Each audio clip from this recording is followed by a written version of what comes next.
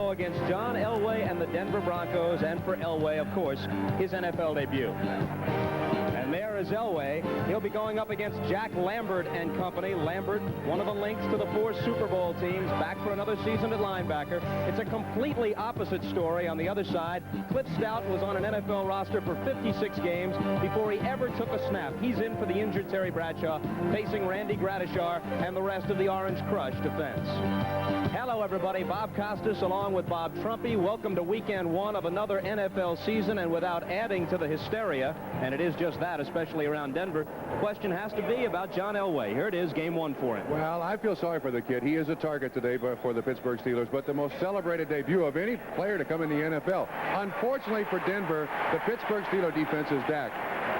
Jack Lambert is the headliner, but they've got 16 or 17 guys that can play great defense and they get to the quarterback. On the other side, Cliff Stout replacing Terry Bradshaw is a little more conservative a quarterback. And the Denver defense is also playing very well. Last year, they didn't play well at all. This year, they also can get to the quarterback, and they really stop the run.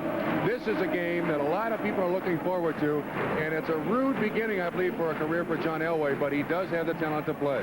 He's going to be playing here on an exceptionally warm day. What, if any, effect might that have? Shouldn't do anything to him. He's going to be nervous no matter what the temperature is or what the game conditions are. He should play well. NBC Sports presents the best of the National Football League. Today's game is brought to you by Dodge Cars, America's driving machines, and Dodge Ram Tough trucks. By Refreshing Hawaiian Punch. And by Goodyear, makers of Wrangler all-season radials for light trucks.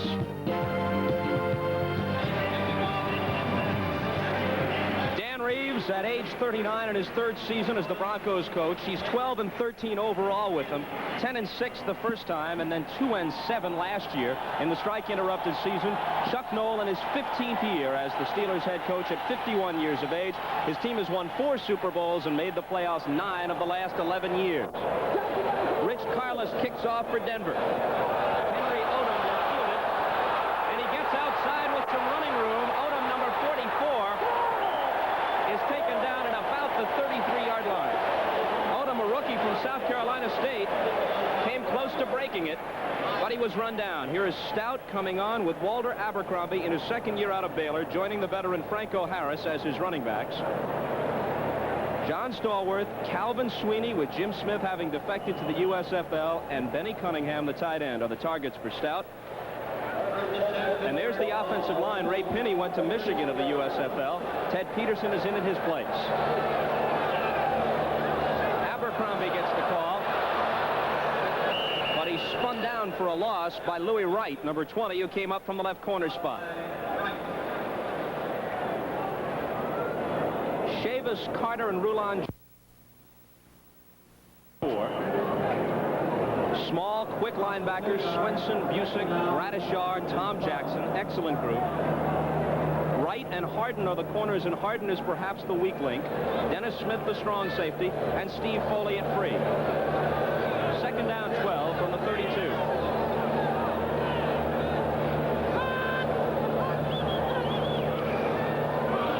Goes to Franco, dancing, trying to find some room, but only a couple of yards, leaving them 3rd and about 10. Bob, the most obvious difference in the Pittsburgh Steelers offensively with Cliff Stout at quarterback is a little more conservative. Terry Bradshaw, always known for taking a chance and putting the ball up in the air. Franco Harris, the all-time leading ball carrier in rushing attempts in the NFL, I would think is going to be very busy today. Greg Hawthorne, a better pass receiver, number 27, comes in. Walter Abercrombie goes out.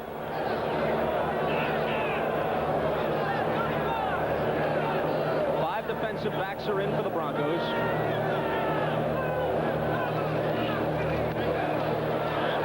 Stout is given time, but now has to scramble and cut from behind. Rulon Jones and Barney Chavis were both there on the tackle. So Stout's first series, Trump, is not a success. Stout is a little more deliberate in his actions as a quarterback. Bradshaw very, very able to move around back there. Stout stays on the receiver for quite a while, tries to make the completion. Craig Coldwit, it's a punt for Pittsburgh. Thomas fields it. Thomas, a rookie out of South Carolina State, is across the 30-yard line. A 38-yard kick by Colquitt, who sat out last year with an Achilles tendon injury and then won his job back in training camp from John Goodson. Elway's first series coming up. Sammy Winder and Rick Parros are his running backs. Gerald Wilhite is on the injured reserve list. Upchurch, Watson, and Jim Wright now the tight end. Riley Odoms having been waived. Mark Cooper, the left guard, is a rookie, their second-round draft choice. He's Elway's roommate.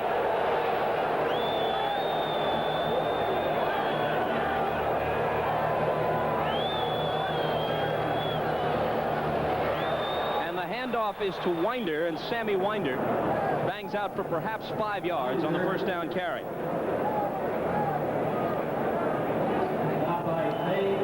Pittsburgh has gone to the 3-4 in the last couple of years. Willis, Dunn, and Beasley across the front. Jack Ham gone, Mike Merriweather in, Lambert, Taves, and Cole are mainstays. Woodruff and Mel Blount in his 14th season are the corners. Donnie Shell, the strong safety, and Ron Johnson is the free safety. Nathan Poole, number 34, joins Winder now. And it is Poole who takes the pitch and is promptly upended. Robin Cole came from his linebacker spot to make the stop. Dan Reeves choosing also to be very conservative with John Elway.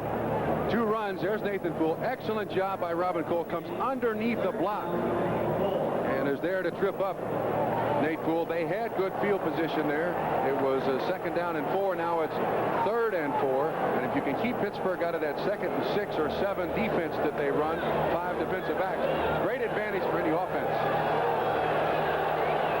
3rd down, 4. In motion, Watson. Blitz. They blitz him. He lobs it out for Winder, and it's incomplete. Well, Minnesota really threw the blitzes on Elway in the last preseason game as they demolished Denver in that ball game, and Pittsburgh follows suit here. Head football coaches are great copycats. You see Lambert, you see Taves on the blitz. I'll tell you what, though, that was still well thrown by Elway. You see the pressure coming from the middle. He keeps that ball high, knows the pressure is there. I believe Sammy Winder turned the wrong way, or he might have made a completion, and the Steelers will continue to blitz until Denver can somehow stop it. Luke Prestage gets off a bad punt, and it's going to be down near the 30-yard line. Only a 32-yard kick by Prestige. So the Steelers have the ball back. Neither team able to manage a first down. 11 minutes and 2 seconds to play in the first quarter.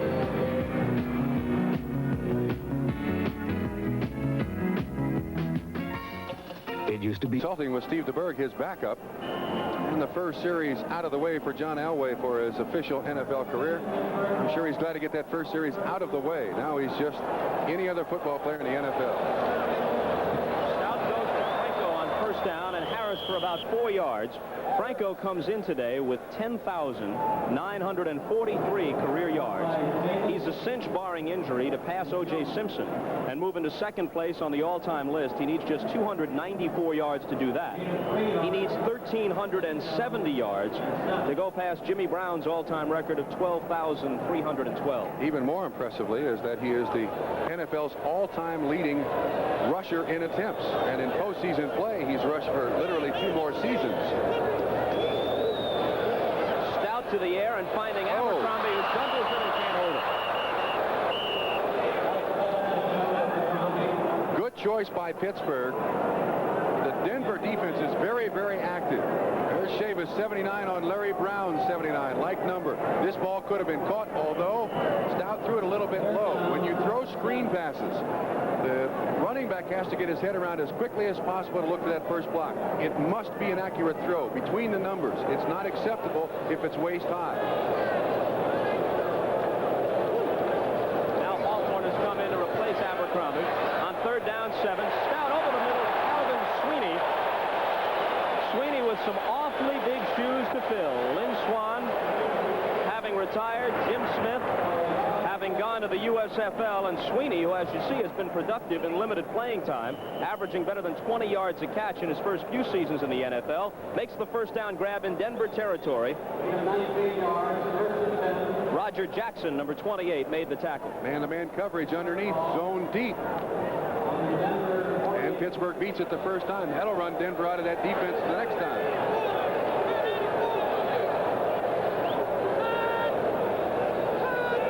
From just outside the Denver 47, Stout will throw on first down. And he'll connect again, this time to Benny Cunningham, the big tight end. Biggest tight end in the league, a gain of 15. Cunningham, 6'5", 260 pounds. Green Bay jumps in front of Houston 7-0. Lynn Dickey to Paul Kaufman, 22 yards for the first TD of the game. We'll be in Green Bay next week, Trump. Steelers go in there against the Pack. A lot of people think that Green Bay is a club to be reckoned with this year in that national conference.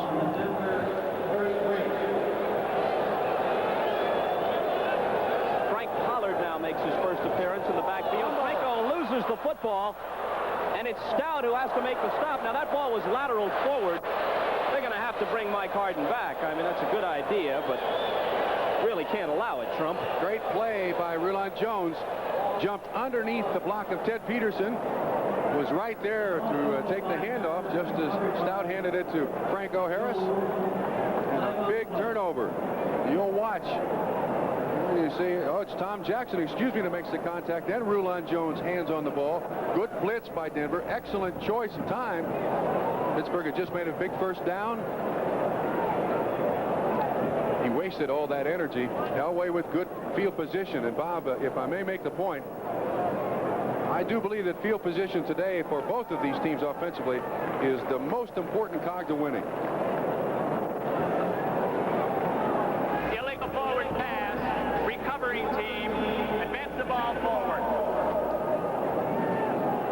The football is placed at the 35-yard line of the Broncos. You heard the announcement by referee Jerry Seaman. 8 minutes and 47 seconds to play in the first quarter. Denver has the ball back. No score.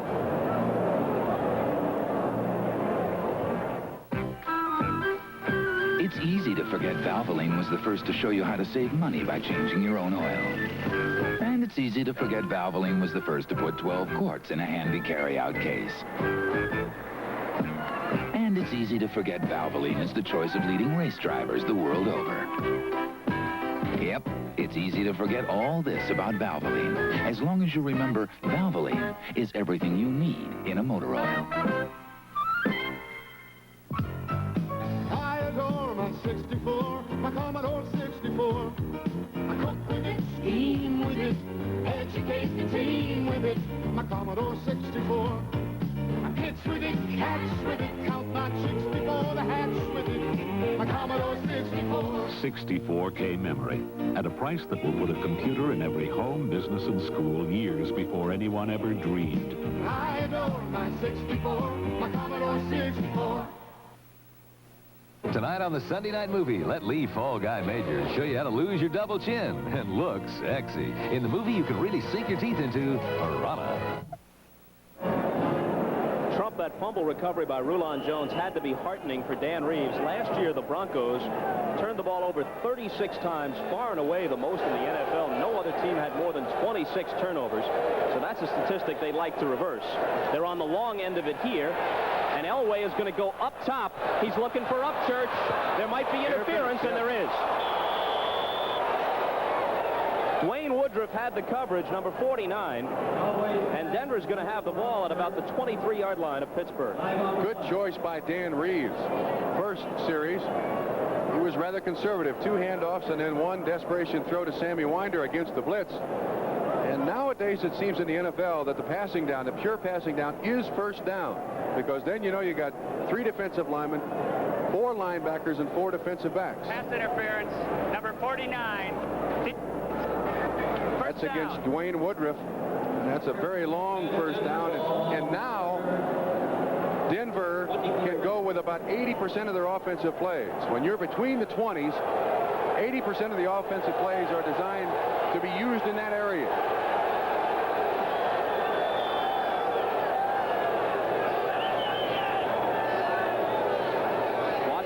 motion on the first down play from the 23-yard line. Winder will carry, and Winder squirts through for decent first down yardage. There's a lot of pressure on this rookie from southern Mississippi. They're without Gerald Wilhite, who has a hamstring injury and will miss at least the first 4 games. Very quietly, Wilhite last year compiled the best average per carry in the league, with the exception of Freeman McNeil of the Jets, who was the league's leading rusher. So Wilhite was a valuable man, and they're without him. Not a bad second place. Crucial down here. Can't get in that third down and long yardage situation. This will be 2nd and 5. Parros and Winder are the backs. Parros and Poole have been bringing in the plays from the sideline. Here's Winder. He gets 3. Lawrence Taves makes the tackle. I'll make the comment that the Pittsburgh Steelers defense has got to get a feeling that they're playing against the Minnesota over Cleveland, 7-0. 1-yard run by Ted Brown. Dan Radakovich is now the offensive line coach of the Denver Broncos. Used to be here in Pittsburgh. Denver has now gone to a lot more traps than they used to run. And so therefore the Pittsburgh Steelers defense has got to be feeling they're playing their own team. St. Louis over New Orleans, 7-0. 11-yard pass. Lomax to Marsh. 2 now from the 15. Out of the shotgun, Elway with loads of time, but he's sacked and loses the football. Lambert hit him, and we'll have to wait for them to unpile, but it looks like Tom Beasley, number 65, has got the football.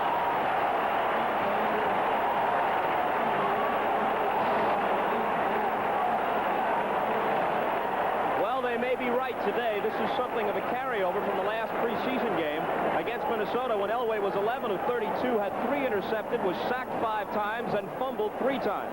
Lambert will jar it loose, and Tom Beasley, number 65, will jump on it. The Denver threat goes by the boards. The Steelers have the ball at their 20. I refinished this beautiful piece all by myself, and I can't even change a light bulb.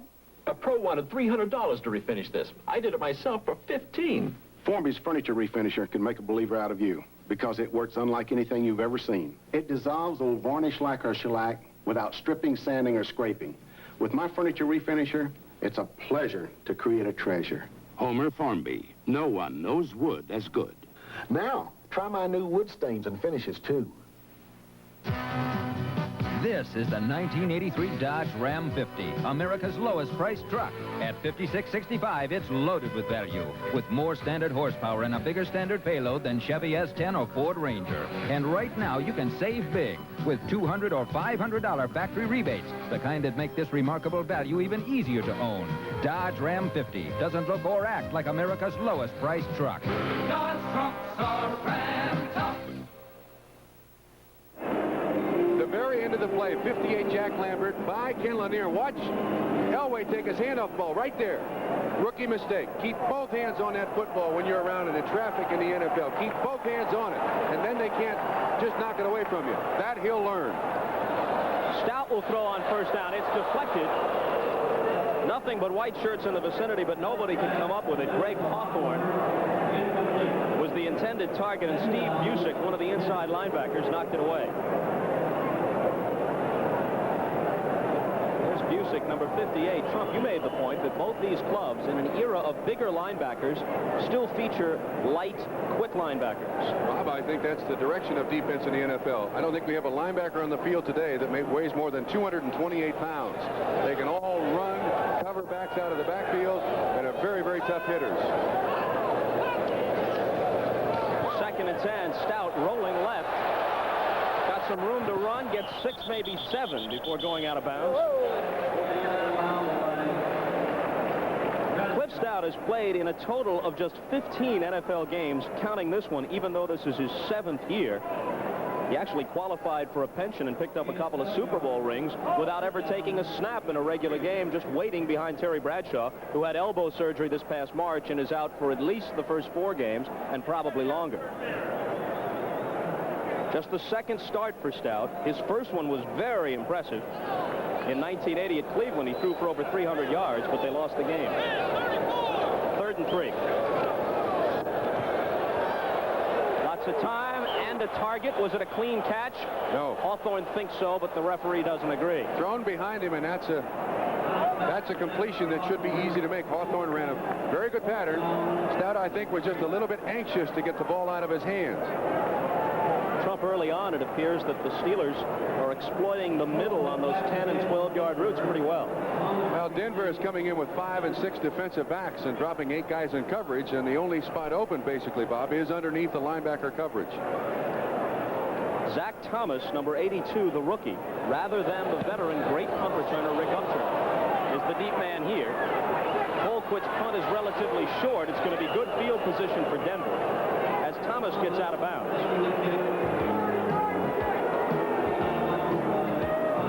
So a game of cat and mouse early.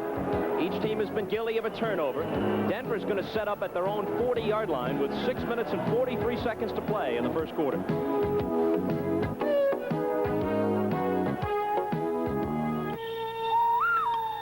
Mission complete. We're heading back. Over. In today's Army, infantrymen like Sergeant Dennis Sirianni are armed with technology. With the thermal sight, I can turn night into day and guide my unit home. Roger, Bravo 2-4. We have you in sight. All that you can be, you can do it in the Army. Welcome home, guys. Hurricane Alicia batters Texas. I started screaming. It was like you were in shock. You saw your home destroyed. All-state update. Fast, fair claim service. Thursday morning, Hurricane Alicia came through. This tree fell through our roof. It caused the ceiling in our bathroom and in our son's bedroom to fall on the floor. We got in touch with Allstate on Friday. By Saturday, we had settled up with Allstate, and they gave us our money, and by Monday, we had the house being rebuilt. We're in very good hands with Allstate. Yes, we are. NFL 83 is coming at you with a special doubleheader Sunday. The Seattle Seahawks take on the New York Sack Exchange. Or the Oilers go up against the explosive LA Raiders. Plus hard-hitting regional action on NBC. For those wondering about the absence of Upchurch on the punt return team, he's perfectly healthy in that regard, and if it came down to it late in a game, Dan Reeves would use him. But Upchurch is really Reeves' only true deep threat as a wide receiver, and so he doesn't want to risk injury returning punts, so he's holding Upchurch back in that department and using the rookie Zach Thomas. Denver goes with 2 tight ends. Paul Egloff split wide to the bottom of the screen. Egloff comes in motion toward the ball. Winder cutting right, and he picks up perhaps 3 on first down. Lauren Taves and Rick Woods in on the tackle. Woods did not start at free safety, but he is sharing time with Ron Johnson. A flag down, and it's a hold against Denver. A quick check on the scoreboard. The Raiders go in front at Cincinnati on a 1-yard run by who else? Marcus Allen. Houston counters with a field goal. 7-3 is the score in the first quarter in their game with Green Bay. And Baltimore goes in front of New England 3-0. Maybe Frank Cush's club will win one this year. Here's Jerry Seaman. Holding, number 87, offense. Jim Wright, one of the 2 tight ends in on the play, guilty of holding. Well, now the Denver offense has its work cut out for it. You're basically at the mercy of the defense. They can blitz 2 guys. They can blitz 3 guys. Now would be an excellent time for a screen pass, Bob. Keep the pressure off the quarterback. Bob Coors is in there, number 90 for Pittsburgh. Inside rusher. 1st and 20 from the 30. Little confusion on the handoff, and Parros is drilled as a result. Gabe Rivera, first-round draft choice out of Texas Tech. Number 69 makes the stop. They've got an entirely new group for this series across the front. Rivera joined by Edmund Nelson, 64, and Keith Gary, 92. Elway turned the wrong way. You could see the other running back going to his left. Elway was to turn to his left. Well, that happens in your first ball game. You got to get over those things, and you can't learn by sitting on the bench or doing that in preseason. You got to be out here in amongst the big guys to learn how to do it right. 2nd and 21 from the 29. They pitch it to Nathan Poole, and Poole is snuffed out quickly. Tom Beasley making initial contact. It'll be 3rd and about 20. Now you see what this situation has done. That holding penalty put Denver in in a spot where they're really restricted as to what they can do offensively. And now the game is dictated by the defense. They can bring in 5 and 6 defensive backs. And with Denver's inability to throw the football to the tight end, all you have to do is double the outside receivers, and there's basically nobody to throw to.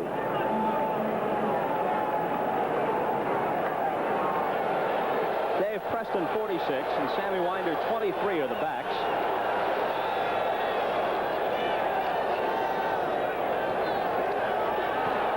Elway needs 20. Unloads just as he's hit. It's deflected up in the air and drops incomplete. He didn't make the completion, but that's part of the mystique of John Elway. You could see him rush up the field. Now watch how quickly he gets this football off. Look at the coverage. 3 deep, 3 underneath. Lambert barely gets a hand on it, but Elway, with that ball held high right up next to his ear, which is very close to the release point, is so quick to get it off. This guy has great fundamentals when he throws the football. For you young kids, watch how he gets that ball up high. Wham, it's gone. That is something you simply cannot teach a quarterback. Either come to the game with it or you don't have it. And that's part of the talent of John Elway. Keith Willis, playing for the injured John Goodman, who's out with a sprained knee, hit Elway just as he released. Now on 4th and long, Prestige to kick again. The punt return man is Paul Skansky. Rookie out of Washington, 5th round draft choice, takes it at the 25 and to the 31-yard line. A 43-yard kick by Prestige and a 6-yard return. Jim Ryan, number 50, got down there along with Rob Lytle on the coverage. We're still scoreless with 4 minutes and 44 seconds to play in quarter number 1 at Three Rivers.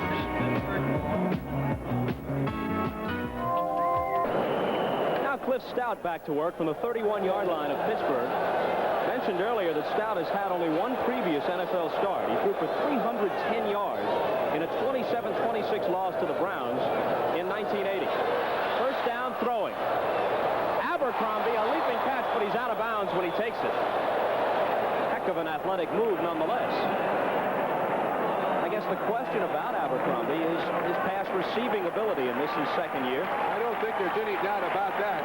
He just has to somehow gain the confidence of the quarterback spot.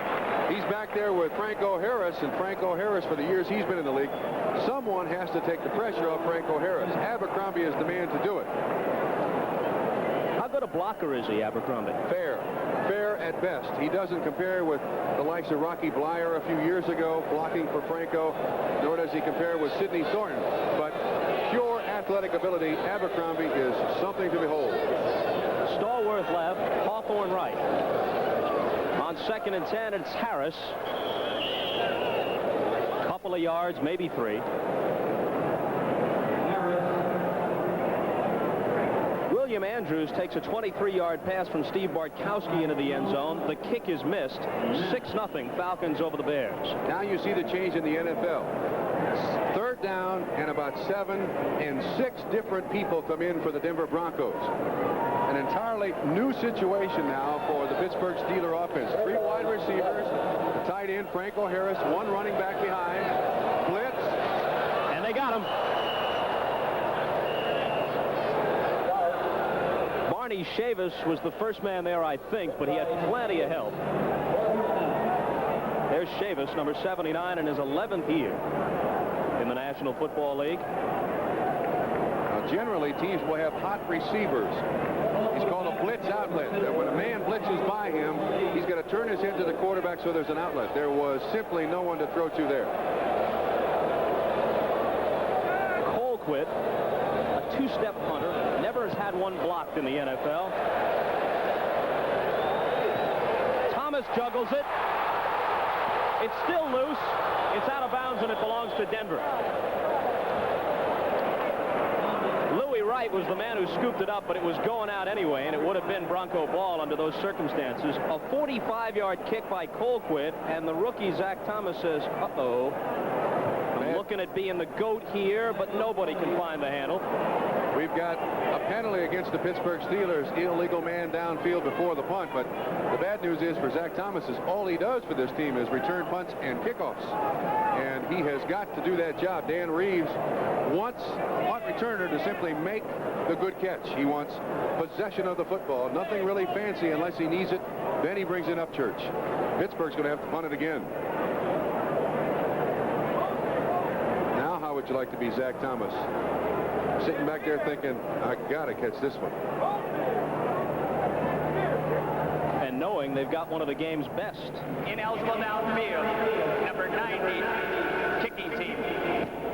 In Rick Upchurch, who already holds the record for most yards on punt returns in NFL history. He's returned 8 punts for touchdowns. That ties him with Jack Christensen for the league mark. So with Upchurch always there and at the ready, Thomas has got to shine if he wants to keep that job.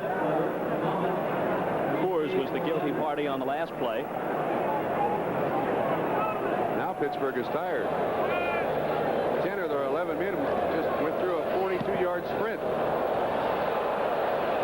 Thomas signals fair catch and takes it at the 43-yard line. So the net gain on that exchange is 23 yards for the Broncos.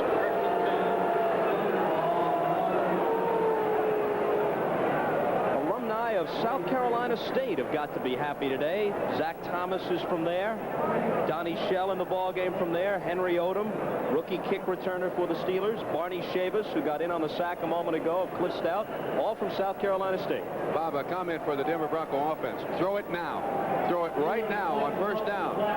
When whatever Pittsburgh does the most of, they're going to do it on this down. First down.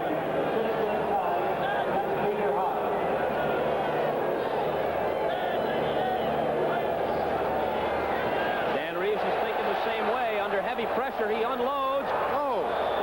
And the battle is won by Rick Upchurch. Wayne Woodruff was right there, and they each had a hand on it, and Upchurch yanked it away. Forget the catch. Once again, the athletic ability of John Elway going straight back. He does not set his feet, throws the ball on a line, 25 yards, anticipating where Upchurch will be for a completion. Write that one down. You don't coach that, Bob. Gabe Rivera, the Steelers' #1 pick, almost had him. But Elway, off balance, connects. I have a feeling for the rest of his career there's going to be a lot of people say almost had him. Elway's numbers at Stanford. He threw for 77 touchdowns in his career there. Lots of time this time on first down. He wants it all for Upchurch, but it's taken away by Donnie Shell near the goal line.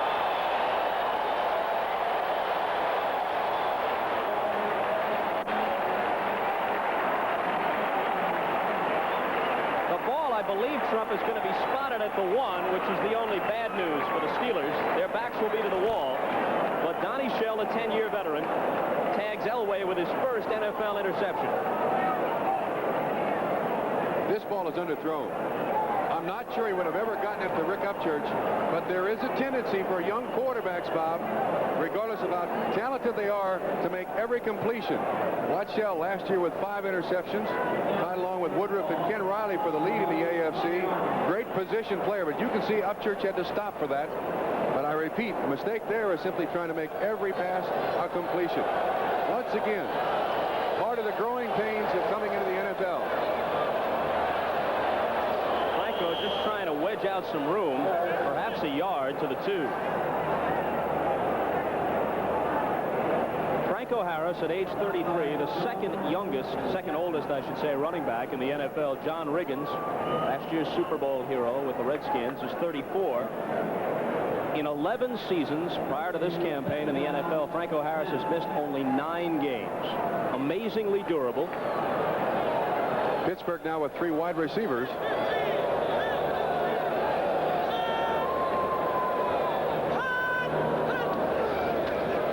From the end zone on a short drop. Hawthorne makes the catch, but only for 3 yards. Louis Wright quickly drags him down. Bob Swenson almost made the interception on that. He had his back turned to the quarterback. That ball went right by his hand. They're 2 guys excellent in combination. Swenson up front, Louis Wright behind. The last 2 times Denver has gotten the ball, it has been beyond their own 40-yard line. Unless Pittsburgh gets a first down here, the same will apply again. In a scoreless game, you begin to feel if there's any advantage at all, it belongs to Denver at this point. Field position, yes.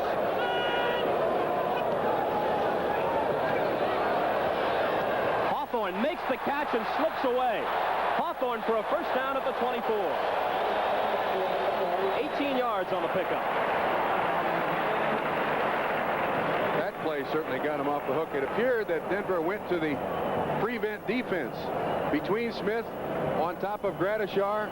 Hawthorne, another very, very talented player that they're simply trying to work into the Pittsburgh Steelers offense.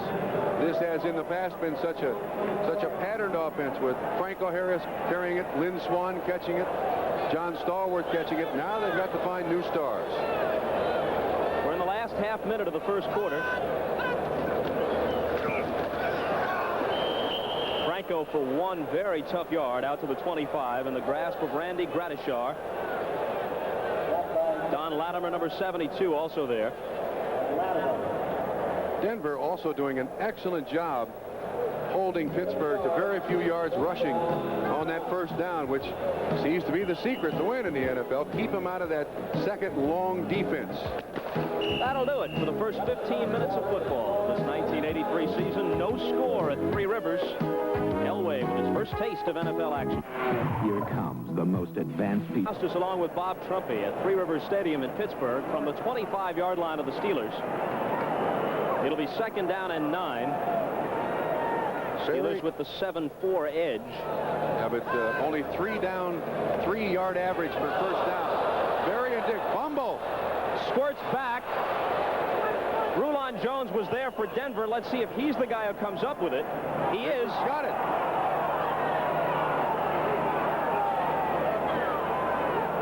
Franco got blistered. Absolutely blistered.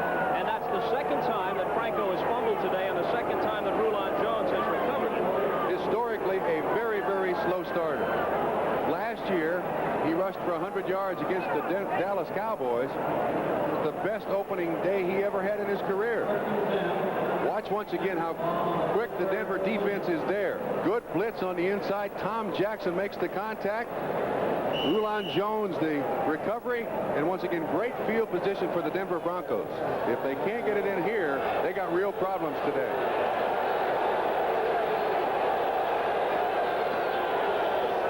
Elway needs to take them 20 yards to the end zone. Winder cuts inside. First down, first and goal, all the way down to the 2-yard line. That's a Pittsburgh Steelers play. Once again, I believe the influence of Dan Radakovich, former offensive line here, underneath handoff to the running back. You see the offside guard pull, 63, does an excellent job, cuts up underneath shell. Winder's got some speed. That is a monster of a play against a very, very good defense against the rush. To pop one through there like that, so clean. Chuck Noll watching from the sideline. It's hard to believe that a fella could have as much success in American sports, 4 Super Bowl victories, and be less of a household name and a household face than Noll. Extremely low profile despite the great achievements. 2 tight ends, Egloff and Wright. On first and goal from the 2-yard line, Winder is smacked, spins off, close to a touchdown, but not quite.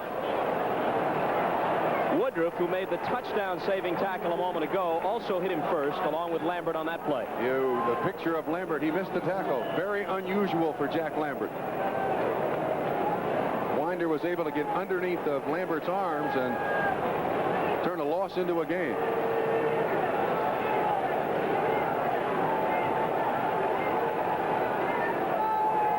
Less than a yard separates the Broncos from the end zone. Less than 2 minutes have been played in the second quarter. So far, scoreless. Winder sticks his nose in, but there are plenty of black shirts waiting for him. It'll be third and goal. Robin Cole was there. Ron Johnson, Gary Dunn. This is the stuff that the legend of the Steel Curtain defense here in Pittsburgh was made of. Stopping teams with 4 downs inside the 2-yard line through the decade of the 70s was something that was very commonplace for visiting teams here in Three River Stadium.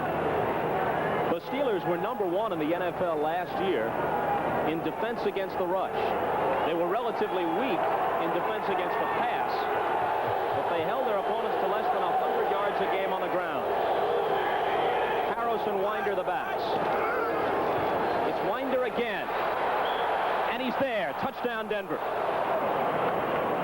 So the rookie from Southern Mississippi makes it 6-0. Elway did not have to throw a pass on that drive. Winder carried the ball every time. Good job by the right side of the Denver Bronco offensive line. Excellent block by Peros.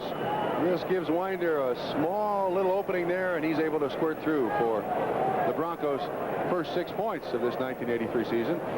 And that's something by itself. They have not scored an awful lot of points in the preseason. In fact, they won 3 games and were outscored. They only had 1 loss. Steve DeBerg is the holder. Rich Carlos will kick. It's 7-0 Broncos. So the fumble recovery by Rulon Jones after Franco Harris coughed it up leads to the game's first TD with 12:38 to play in the half. Who was American? Carlos, the barefooted kicker, with Henry Odom, number 44, waiting at the 5-yard line of the Steelers. Carlos backs him to the end zone. He fumbles. He picks it back up and to the 25-yard line. So it looked like it might be a whole lot worse than that for Odom and the Steelers. Turns it into a decent return.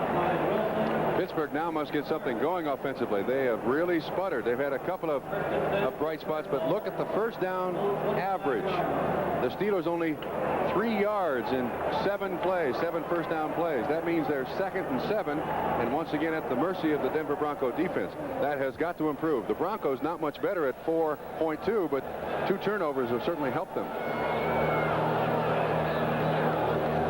Stout from the 25-yard line. Right into traffic, and he finds Benny Cunningham for the first down. Steve Busick and Randy Gradishar, along with Mike Harden, are among those who wrapped him up. But not before a gain of at least 11. Let's see where they'll put it down.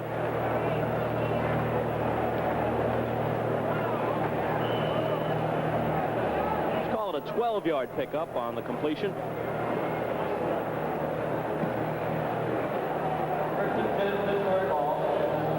11:50 to play in the first half. 7-0 Denver.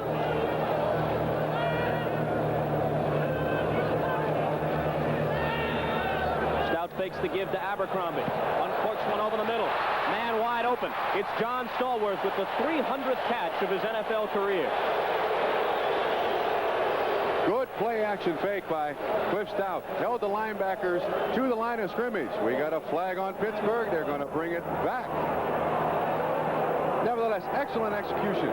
Good hand fake to Abercrombie, and then he had the time to wait for Stallworth to come open. So Stallworth will have to wait officially for catch number 300. Jerry Seaman is going to walk it off. Lynn Swan is the all-time leading receiver, 336 catches, followed by L.B. Nickel at 329 in Pittsburgh history. Stallworth has a chance to pass them both. Holding, number 66, offense. Ted Peterson and Bob, I make this comment, I'm very surprised that the Pittsburgh Steelers offensive line is having problems against the Denver Bronco defensive line. Take nothing away from Denver's defense. It is outstanding. Pittsburgh's offensive line, great pass protectors. 1st and 20, Franco makes the catch. Stutter steps out to the 32-yard line for a pickup of about 7 on the play. Bob Swenson made the tackle.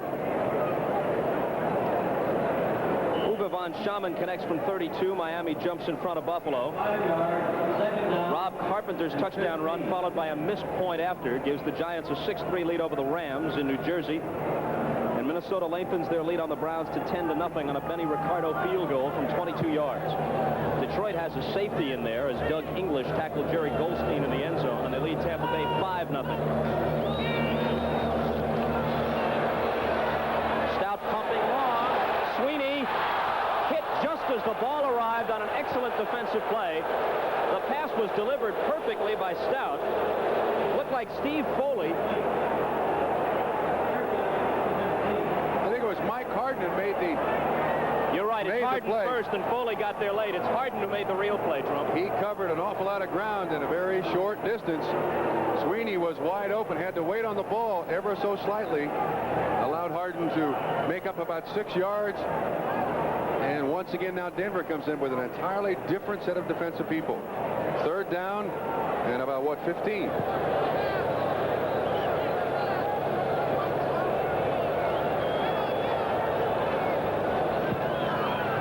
Receivers in.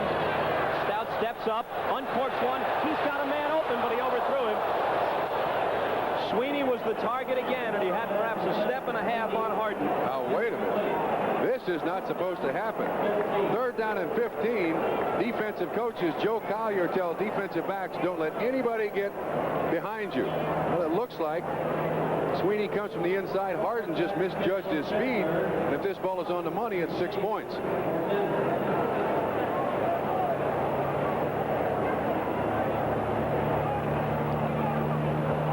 The kick. Thomas retreating to the 14-yard line to field it. Zach Thomas gets back across the 25. It's a 56-yard kick by Craig Colquitt, who had to battle with John Goodson in training camp to win his kicking job back. Elway and company have a 7-0 lead, and we're coming right back. Pittsburgh, Bob Costas along with Bob Trumpy, and I was thinking as we try to assess the performance of a John Elway at Stanford after sitting in his first year behind Turk Schonert when Schonert was a senior and setting all kinds of passing records. Elway's clubs, despite all of Elway's achievements, only went 15 and 18 in the next 3 years, never went to a bowl game. He was not surrounded by excellent teammates. The same may be true initially here in Denver as he goes to the air on first down, and it's broken up by Woodruff. Intended for Watson. You take a look at the Denver roster. They don't know if they have a tight end who can catch the ball consistently. Will Height is hurt among their backs. Vlasic is hurt on their offensive line, which is a question mark. So Elway, through no fault of his own, might not take them to the promised land right away. But one of the good things about the NFL is that every year you get new blood, and he is a great cornerstone to build a franchise around. I was fortunate enough to be on the field the first time Ken Anderson took snap from center, and they've certainly built a good football team around him. They've got time. They keep him healthy. He has the credentials and the ability to really turn a football franchise around. A flag goes down, and so does Sammy Winder as he comes across the 30 in the grasp of Jack Lambert.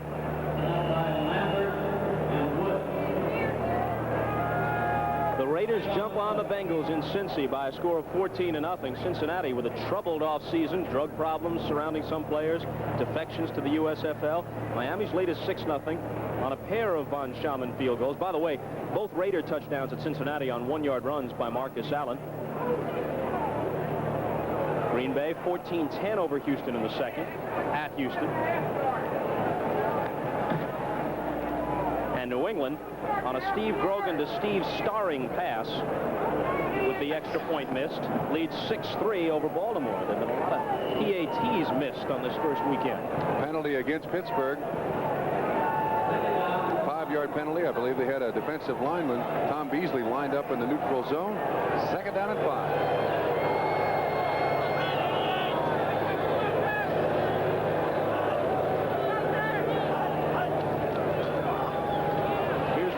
Had a very busy first half, down for a loss, shy of the 30-yard line, with Ron Johnson on top of it. Let's check with NFL 83. Well, Bob Costas, you mentioned the New England score a moment ago. Here it is. Steve Grogan bombs away 73 yards to a rookie from McNeese State, Stephen Starring. But as you mentioned, the point extra attempt was missed, so New England leads at 6-3. Back to you, Bob. Just under 10 minutes remaining in this first half at Pittsburgh, and a player down, Trump. Someone from Pittsburgh, and the last play that Denver just ran, that underneath handoff sweep. Oh, I beg your pardon, it's someone from Denver. Same play they ran for the touchdown.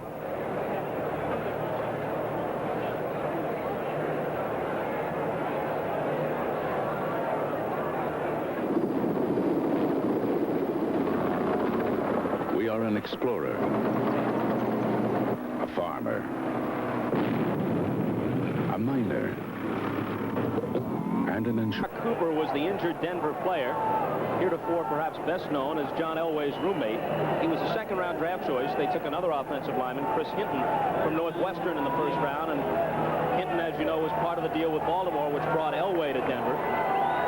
Sean Hollingsworth from Angelo State, also a rookie, replaces Cooper at the left guard spot. We'll watch that spot closely. Third down, 8. From the shotgun, Elway. Good On the button. throw. The catch is made by Clint Sampson. His first NFL reception, a rookie from San Diego State, number 84, and a gain of 17. We got a flag down.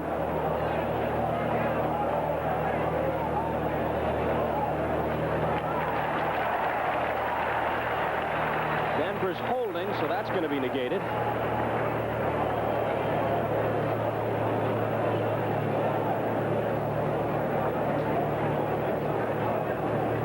Chuck Noll, got to look at him on the Pittsburgh sideline. He's had to do some retooling here.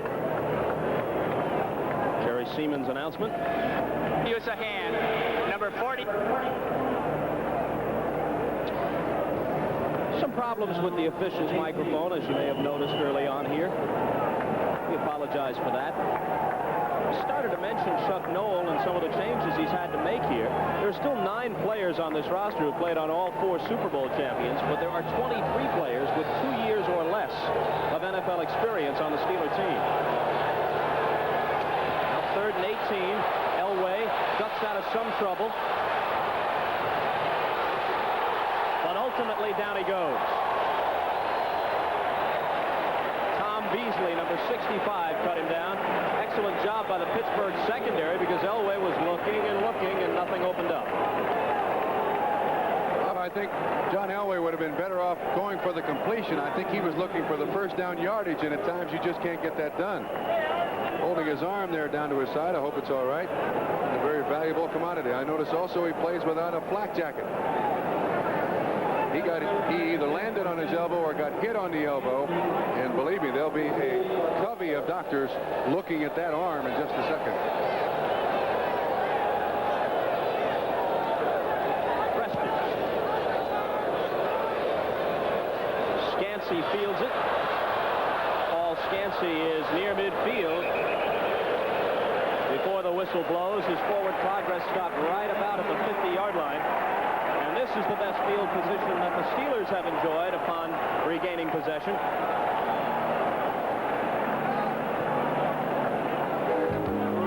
Elway looks to be ship-shape on the sideline, and the Broncos have that 7-0 lead with 8:45 to play, just in case DeBerg gets warm. You notice the kind of lumpy look in the back of Steve DeBerg's jersey. During preseason, he got hit in the throat, lost his voice. It's barely whispery. He's got a microphone and an amplifier just in case he has to come into the game and bark out signals, or more appropriately, whisper out signals, which will be amplified. On first down, Stout connects with Sweeney. Louis Wright brings him down, and some hard feelings develop. Tom Jackson comes over as an enforcer to shove Sweeney out of the way. It's a gain of 12, and Sweeney's been getting open pretty consistently, Trump. Replacing Lynn Swan, which is a tough job. These are 2 intimidating type football teams. Sweeney does an excellent job of coming back to the ball, and I think Sweeney is mad at number 58. Busey kind of slapped him on the head there a little bit, but as the officials call it, incidental contact, 1st and 10 Pittsburgh. That phrase was incidental contact. We knew what you meant. Thank you. 7:50 to play in the first half. Pittsburgh down 7 but driving. 37-yard line of Denver. The fake to Abercrombie. The bullet over the middle is intercepted. Picked off by Steve Foley. There's a flag down on the play. Harden comes up with the ball off the lateral, and Harden is dancing around in Pittsburgh territory, changing direction. This is probably going to come back, but it looks awfully pretty. Harden is in the end zone, and now we'll let the officials sort it out. It's going to be pass interference, Steve Foley. Although we were led to believe people have a chance to go to the football. Both offensive and defensive football player can go to the football. But contact just as the ball was about to get to Sweeney by Steve Foley. And interesting, on the ground at about the left 26 or 27-yard line is Craig Wolfley, a very important member of the Pittsburgh Steelers. Offensive guard is down and appears to be seriously injured. This is going to be against Denver. But it did appear that they were both going for the football. That's why Dan Reeves is complaining so vehemently.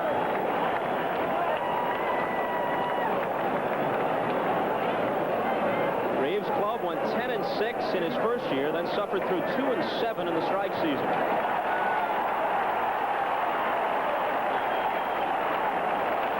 Once again, we'll see if we can see the contact. There's the bump. Good call by the officials. I don't believe anybody has a complaint from Denver. Interference. Number 31. They called 31, but it was on 43. Now that just adds to Reeves' complaint. He's over there saying, hey, you didn't even know what ball player you're talking about. Doesn't change the interference. There's Wolfley up. He seems to be healthy. That was a good call by the officials. Steve Foley, free safety, playing center field back there. It's his job to get to the football, but just a split second off in timing. That is a good call, Dan. When you look at it in the films, you'll say, well, you're right.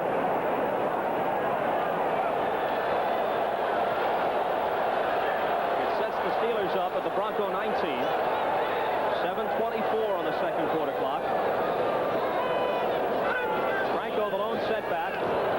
Stout looks right, then throws left over the middle to Sweeney. A flag goes down, but Sweeney has the ball, so if it's pass interference, it's academic. I think now we've got illegal motion by the Pittsburgh Steelers. I think he turned up, Calvin Sweeney turned upfield too soon. Illegal procedure, Pittsburgh Steelers. Now, the shame in that is Calvin Sweeney was coming back to the formation, looking right straight at the quarterback.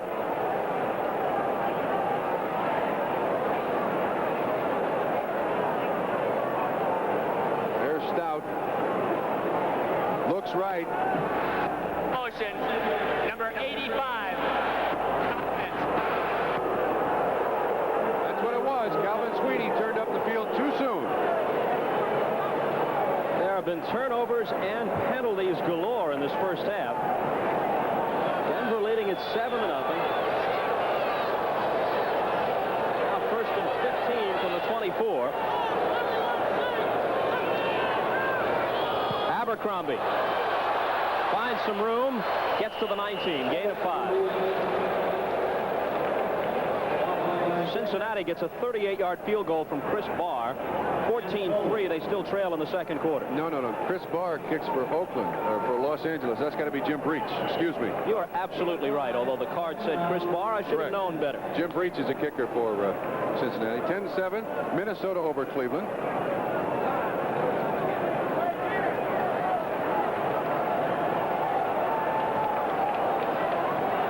And second and 10 from the 19-yard line. And intercepted by Jackson. Tom Jackson has the ball. Flags fly. Clip. Jackson down at the 15. Clip on number 50 of the Denver Broncos. Jim Ryan, but I cannot believe the turnovers.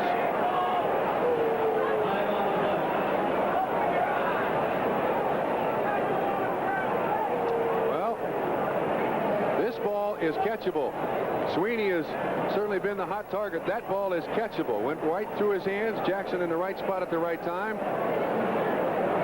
And you can see the clip right there. I believe it was on Benny Cunningham by Mr. Ryan. Watch right there. Block after the interception. Oh. Number 51, intercepting team. 51, Bob Swenson. I apologize to Mr. Ryan, but nevertheless, the clip stands. The clock stops with 6 minutes and 24 seconds to play in the second quarter. Denver turns the Steelers away and takes the ball back at their own 5. First ball like this kicks up a tremendous amount of dust. Marcus Allen for the Raiders, last year's leading NFL scorer, off to a big start again this year. We'll have details on NFL 83 on our halftime report.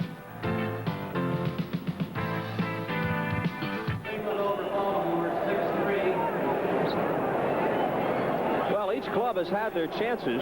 The only one which has been cashed in, Denver took over on the 20 following a Franco Harris fumble and a recovery by Rulon Jones. And 4 carries by Sammy Winder later, they were in the end zone. That's it, 7-0.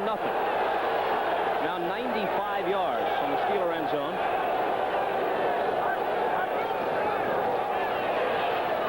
Rick Parros carries, the third-year man from Utah State. Gets 2, perhaps 3 yards on first down. Lambert and Taves made the defensive play. Bob, Sean Hollingsworth still in at offensive left guard, replacing Cooper, who was out with an ankle sprain. We don't know how serious, but Hollingsworth's still in there. He is a rookie out of Angelo State, and that is a critical injury to the Denver offensive line. They're not very deep there to begin with. Good luck, young man. There he is, number 73. A while ago on the sideline, DeBerg was warming up because Elway took a shot on his elbow the last time Denver had the ball, but obviously Elway's okay.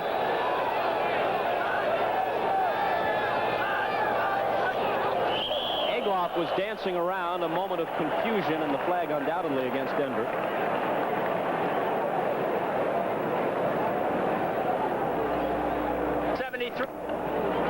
And the fellow we were talking about, Hollingsworth, number 73, is evidently the guilty party, the rookie. We apologize for the microphone. You can see Hollingsworth, 73, a little anxious. That's understandable.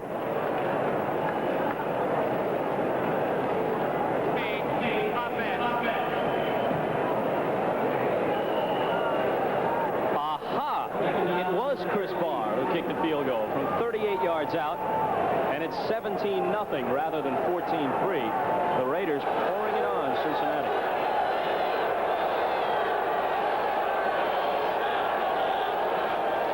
Nathan Poole is the lone setback. He gets the ball running out of the end zone, and he bursts right up the middle for a first down. Nathan Poole to the 23-yard line. Excellent call by Dan Reeves. Tackled by Ron Johnson, 17 yards on the carry. It appeared that Elway was going to roll out the pass. And you'll see him roll right. Poole takes a couple of steps. Excellent misdirection play. Good blocks up front, too. Taves on the ground. Boy, that's a big play. Gets them out underneath the shadow of their own goalpost. Trump, we saw that score a moment ago with the Raiders, 17-0 over the Bengals. As I recall, the lone loss. Elway wants it all. He's pumping deep and broken up by Woodruff. Intended for Watson. The lone loss that the Raiders absorbed in the regular season last year came against the Bengals at Cincinnati, so they're getting their revenge today. And they shut Marcus Allen out. He had 8 carries for no yards. Elway's stats certainly not impressive, but I'm sure he'd rather win the football game, regardless of his personal stats, than never throw an incompletion on the afternoon. During the NFL 83 pregame show, we took a look at the performance of some other noted quarterbacks who were much ballyhooed coming out of college, the Namaths, the Bradshaws, and those are the 2 guys that Elway has been likened to most frequently during the preseason, and they broke in relatively slowly,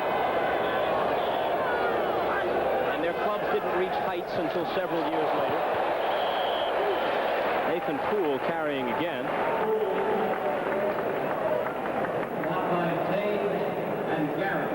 Steve Grogan to Stanley Morgan for a 50-yard touchdown. New England over Baltimore, 13-3. It's in the second quarter at Foxborough. Now the situation substitution by the Pittsburgh Steelers. 6 new people came into the ball game.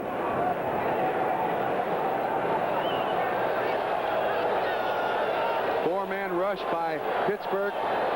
2 linebackers, 5 defensive backs. On third down 8. Elway fires another long one, but there's nobody in the vicinity. Good choice.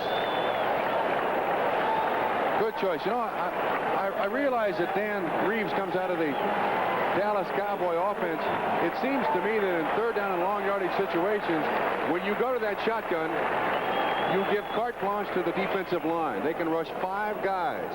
Chances are, 90% of the time, you're going to throw the ball. I wonder if they put Elway up underneath center in third down and long yardage situations, if it would change the defensive front that the Pittsburgh Steelers would use.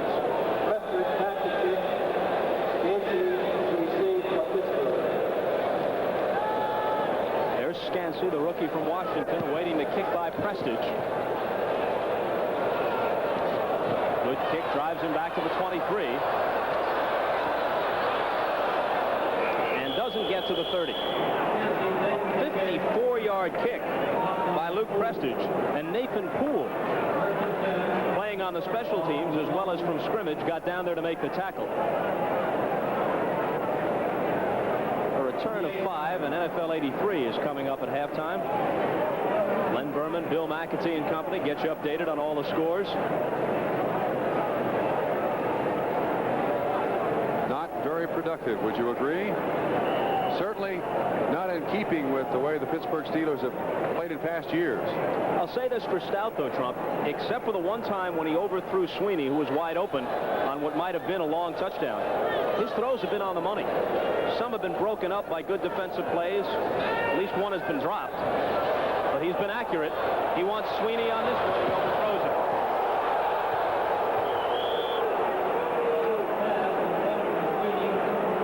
Right on the coverage, and Cliff Stout calls his own plays. And that was a hook and go by Calvin Sweeney, which is probably on the last page of the playbook of the Pittsburgh Steelers. Watch this pattern. He goes to Louis Wright, stops, and then heads up the field.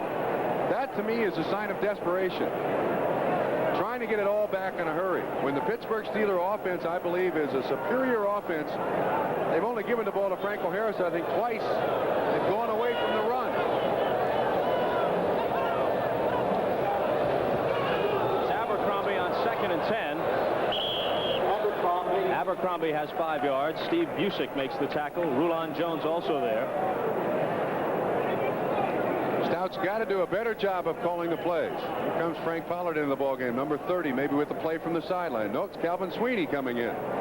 His stats are very, very misleading. 7 of 15 for over 80 yards. But it does appear, and this might be because it's just his second start ever, he's trying to get it all, and he's trying to get it all in a hurry. 5 defensive backs, Denver. 5 yards needed for Pittsburgh. Sideline to Hawthorne, very close. I think he's got it. Ball's going to be at about the 40, and it will be a Pittsburgh first down. Roger Jackson, number 28, in his second year from Bethune-Cookman, made the defensive play, but too late. Excellent call. That one came from the bench. Abercrombie comes back in, and he just relayed another play to Cliff Stout. Chicago leading Atlanta 10-6. Falcons had led 6-0. Then McMahon hit Marjoram for 8 yards and a touchdown. Bob Thomas a 29-yard field goal. 10-6 Bears in the second at Chicago. Stout rolling left off the fake. Pointing toward a blocker to help him clear the way, but he didn't need it. Skips out of bounds. Got another first down on the play. Picked up 11 to the 49-yard line of Denver. Now that to me is a little better line of thinking. You cannot be impatient in this game. Try to find something that will work and work consistently. And so far it appears the Pittsburgh Steelers are searching. Now this is a Cliff Stout called play. No player came from the sideline. Another first down pass. Caught by Benny Cunningham at the 35-yard line. And that has worked. That's about the third time that Benny Cunningham has been in a dead spot in the zone between two 34 linebackers for a first down completion. Excellent choice.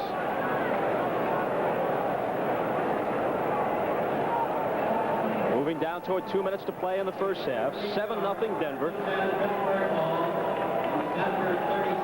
Gain of 13 on the play. Sweeney right. Abercrombie. Abercrombie curling over the middle and then taking it down to the 15-yard line. Bob, great job there by Cliff Stout. Look to the right. Calvin Sweeney was the receiver. He was covered. Came back and hit the secondary receiver. Abercrombie up the field. They get 21 yards. That brings us to the 2-minute warning with the Steelers threatening to tie it.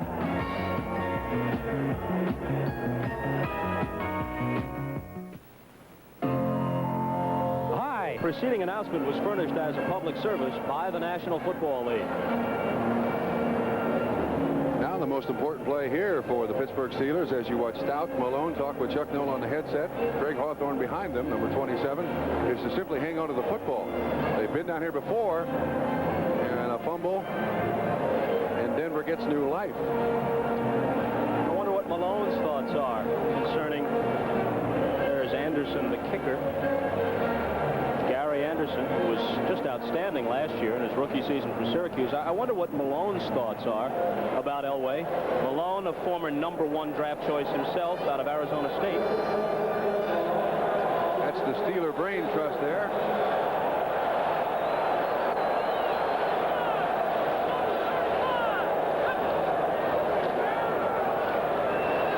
Stout with all kinds of time and with a target, Hawthorne. Hawthorne gives them 1st and goal at the 5-yard line.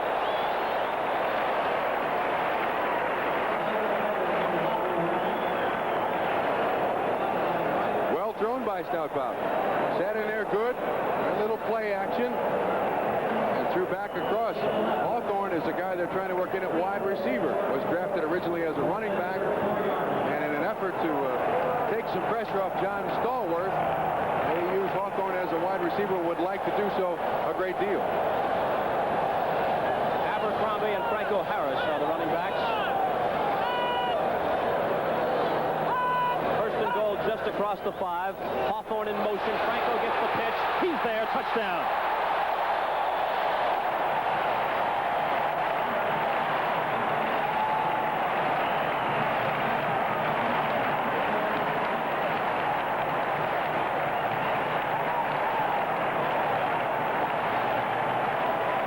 Franco Harris, career touchdown number 94.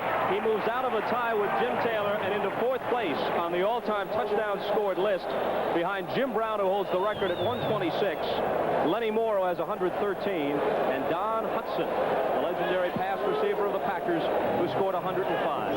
94th career touchdown for Franco. Anderson ties the game at 7.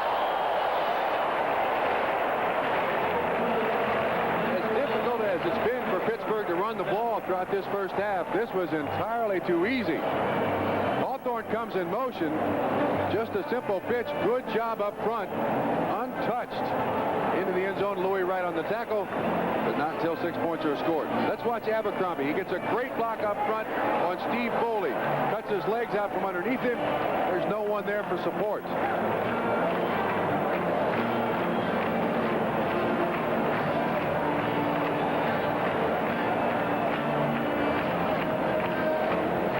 Anderson to kick it off for the Steelers, and this kid from Syracuse is a story. Hit 10 of 12 field goals last year. 5 of 5 between 40 and 49 yards. In college with the Orangemen, he never missed a point after touchdown, made 72 in a row, and yet he was waived by Buffalo after they took him in the 7th round of the draft last year. Pittsburgh picked him up on waivers, and what an acquisition he was.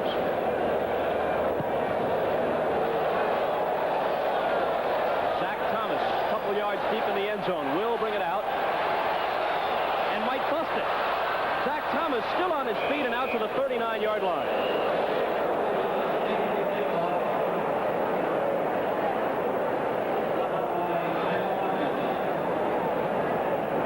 Well, that atones for the fumble. That's an excellent return, and it also comes at a very, very good time. Now, with very little time left, 1:02 in the first half. Let's see how Elway and company works in the 2-minute drill. They have not thrown the ball at the tight end. He's completed but 1 pass on the day. I believe he's thrown 8.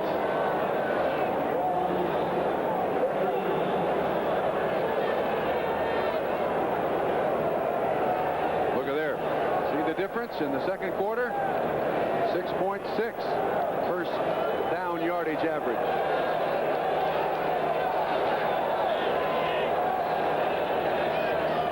Upchurch right, Watson left. In trouble, he jumps it. Steelers want a flag, and there it is.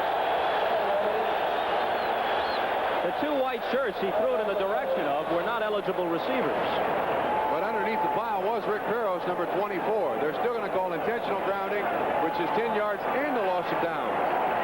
The key on intentional grounding, did you throw it away to avoid loss of yardage? If you're in no imminent danger of being sacked, then you can throw the ball up into row 12 if you want to. But he was about to be sacked on the play by Bob Coors.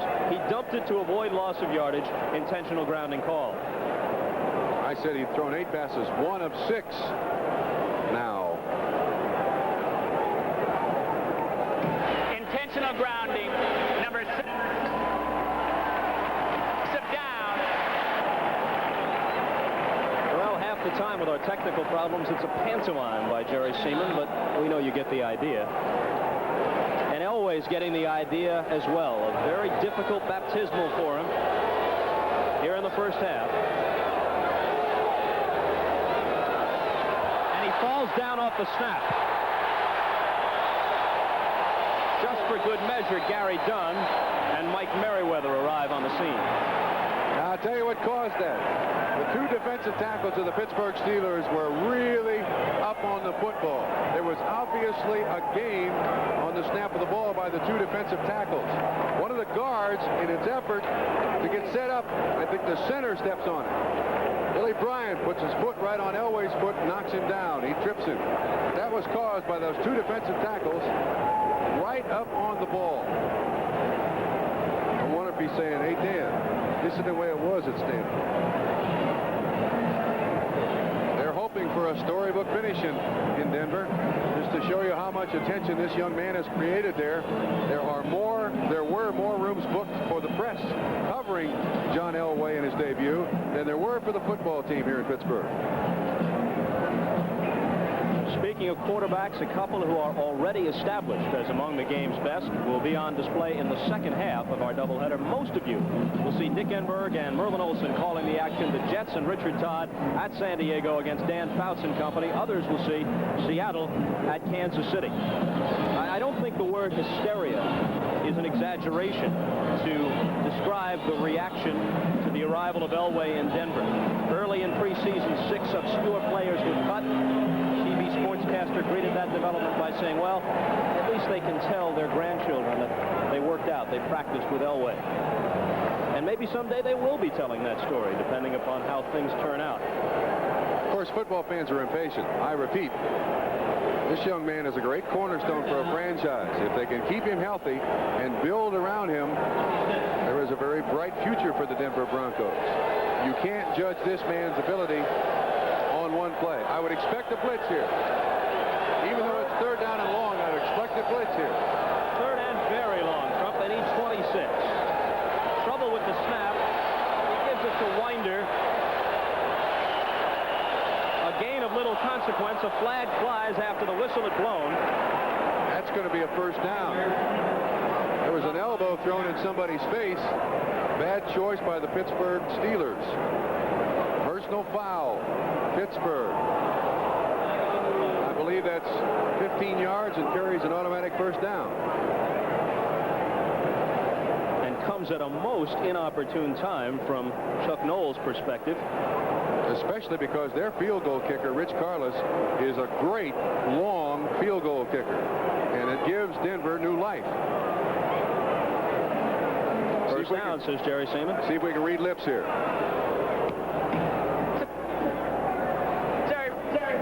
Number 50. That's Jack Lambert, number 58. It's right at the end of the play. That right elbow right to the head. Well, this is an intimidating football team. Jack Lambert, 8 straight Pro Bowl appearances, tying a mark for linebackers. Shotgun, look for the blitz. Here it is. Elway escapes, but not the second time. Keith Willis smothered him. Another flag is down.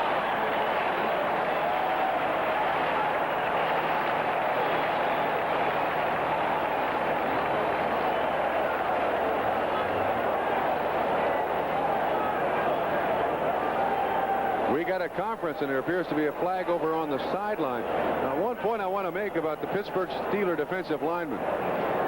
They have 6 guys who can play and play at any time. Let's hear what the call is. There is no infraction on the way. Number 58, the quarterback was out of the pocket. Consequently, there's no illegal contact. Oh, I see. They were saying illegal contact on Dave Preston on the sideline, but because Elway became a runner, there was no threat to pass. The point about the Pittsburgh Steelers defensive linemen, all of those guys run 40s under 4.8. That is exceptional speed for guys at 260 or 65 pounds. Keith Willis runs 4.7 at 260 pounds. They can run around most offensive linemen and chase down quarterbacks. That, too, is the wave of the future in professional football. Gabriel Rivera at 290 pounds runs 4.7 in the 40. They lose 17 on the sack by Willis. And now they want to keep it on the ground. Nathan Poole, was he ever smacked by Mel Blunt? Blunt today becomes only the second Steeler in history to play in 14 seasons. Ernie Stautner was the first between 1950 and 63, and Terry Bradshaw will become the third when he gets back on the active roster.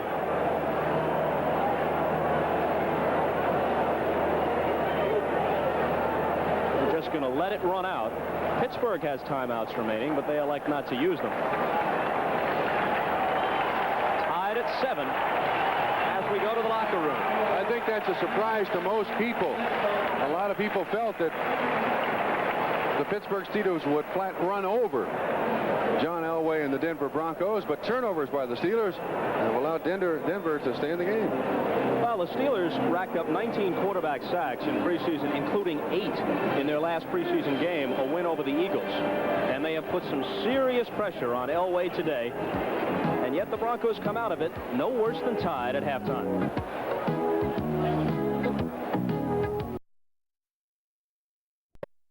Those naturally, but from a national perspective, the story was Elway. But in the first half, the defenses have really written the story of this game. You're absolutely right, Robert. You can't ask more of the two defenses. Pittsburgh has really put a lot of pressure on Elway.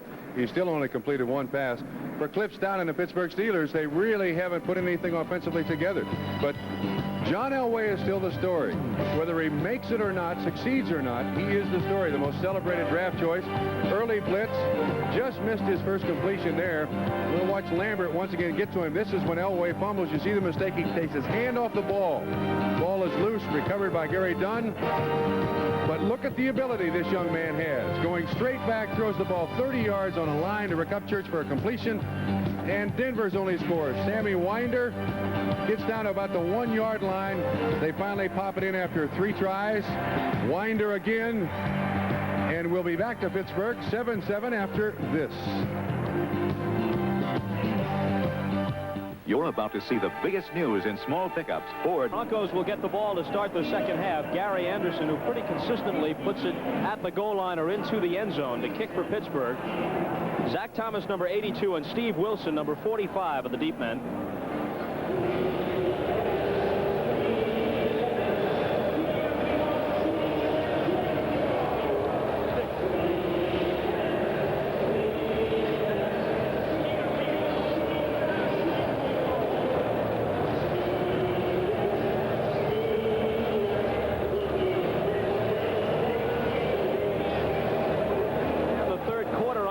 Tied at 7. Wilson driven almost to the back of the end zone, wants no part of it. Bob, here's the story.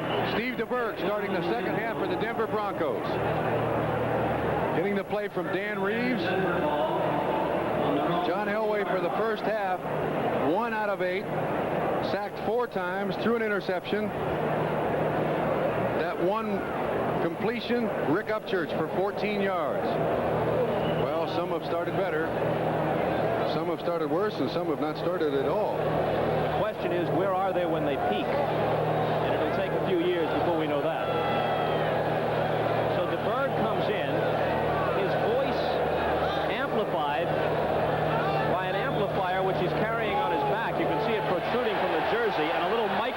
hook to his helmet.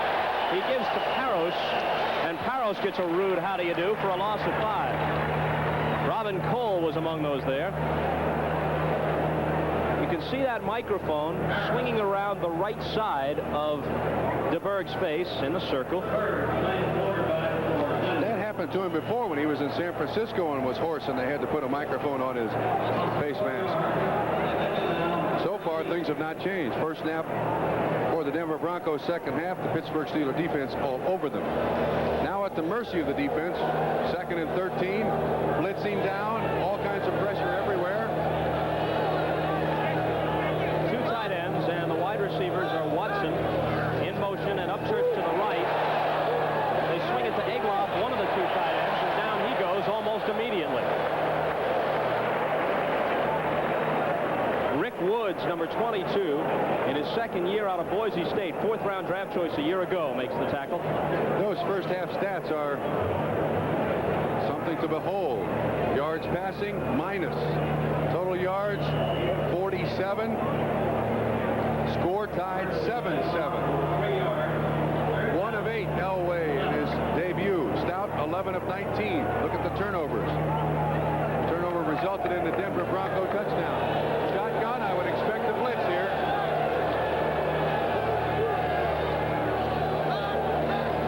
Third down, and they need 11. DeBerg, down he goes. Elway received the same treatment 4 times in the first half, and DeBerg is initiated here on the opening series of the 3rd quarter. Dunn 67, Beasley 65 did the damage. This is just an indication of the Pittsburgh Steelers defense. From the shotgun, they're going to throw it. Dunn with an excellent move to get to the quarterback. A little spin move. Elway, DeBerg did not have a chance. Prestage, who had a good first half punting, is in his own end zone. Scansey is deep. The prospect of good field position for the Steelers. Scansey at the 45 into Denver territory at about the 43 of the Broncos. A 46-yard kick by Prestage, but a 12-yard return before Ken Woodard made the tackle for Denver. So now it's Pittsburgh's time. The Denver defense has been just as outstanding, except for allowing Calvin Sweeney open almost all over the field and a couple of pass receptions by Benny Cunningham. There hasn't been much that Pittsburgh's been able to do.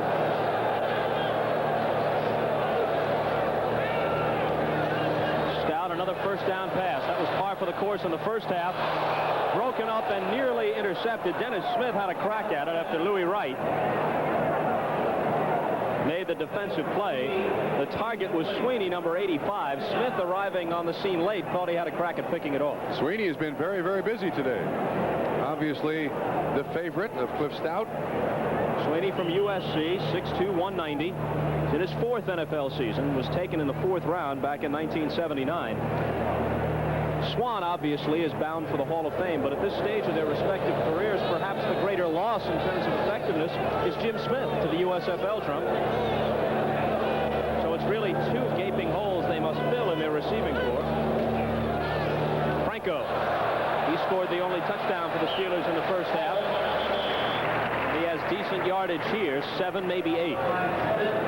Bob, I mentioned in the first half that Walter Abercrombie is a average blocker, not superior blocker, but on Harris's touchdown and on that particular play, Mr. Abercrombie did an excellent job.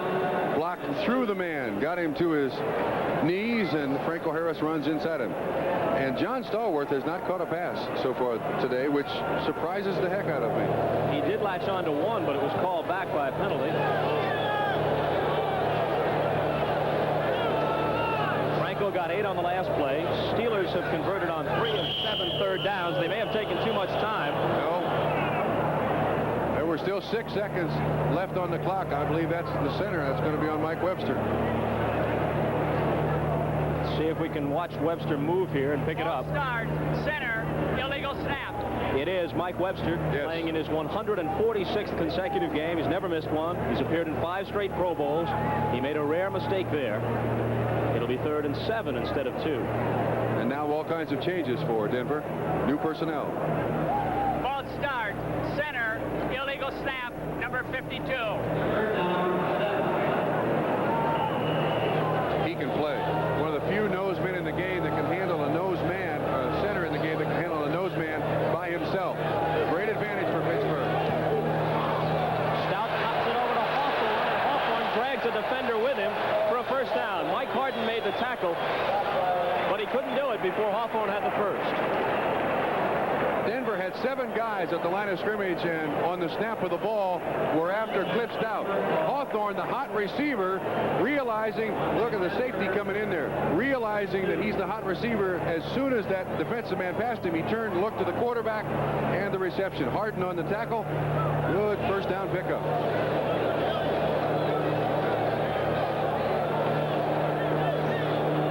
And the first down recorded at the 32 of Denver. Sweeney in motion. Stout rolling right. Chavis chasing him. Stout gets outside. Stout is to the 15-yard line for a first down. He got 16 on the play. Stout is no slouch when it comes to athletic ability. Good naked reverse, I believe that was, or naked rollout. I believe that was instituted by the Cincinnati Bengals. Generally, there is a tight end coming underneath from the backside to be a receiver if there is pressure on the quarterback, but an excellent run. Uwe von Schaman has kicked 3 field goals in that Miami-Buffalo game. 9-0 Dolphins over the Bills. Is it snowing in Buffalo? Couldn't be, not even there. First week in September. Abercrombie can't get outside. Mike Harden stopped him. You know, the irony of this situation cannot be lost on Stout. Stout wasn't taken until the 5th round in 1977. Watched Terry Bradshaw perform in all-pro fashion for 56 games before he ever got to play at all in the NFL. And now with the national spotlight focused on these 2 teams because of Elway's debut, it is Stout at the moment who is shining for the Steelers. Once again, the important point for the Steelers here, hang on to the football. Second down, passing situation. Abercrombie out wide to the top. 2nd and 12. Stout lobs it out on the screen. Franco has it, but can't get away. Well covered by Denver. Excellent job by that defense. Very active linebackers. Gradishar, Swenson, Jackson, Busick, all way under 228 pounds. Very, very active. Of course, I'm kind of sorry to see it happen, but this is Randy Gradishar's last season in the NFL. From my all-time great town to be from if you're a football player, and that's Champion, Ohio. It has the right ring to it. There's no doubt about that. And he has been a champion both at Ohio State and with the Broncos, where he helped to spearhead that fabled orange crush defense. Stout needs 9. He's got time, but he doesn't have his completion. Flag goes down, though. I'm not sure about this call. Mike Harden, 5 yards in front of the reception, made contact with the football. There may be a discussion here by the officials. They threw the flag, and it was going to be on Dennis Smith, number 49, for interference, but I believe when the contact was made by Harden up front, that wipes out any chance of interference. We'll see what happens, though. Cunningham here, Smith on it. Tipped by the defensive team. That's it. There is no pass interference. Going back. That's Steve Foley on the contact.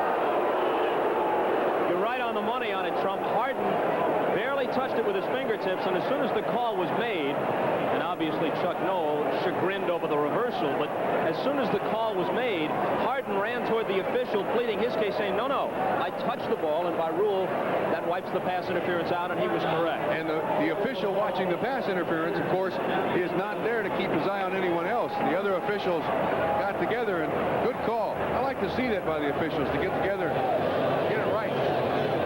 Anderson, his first field goal.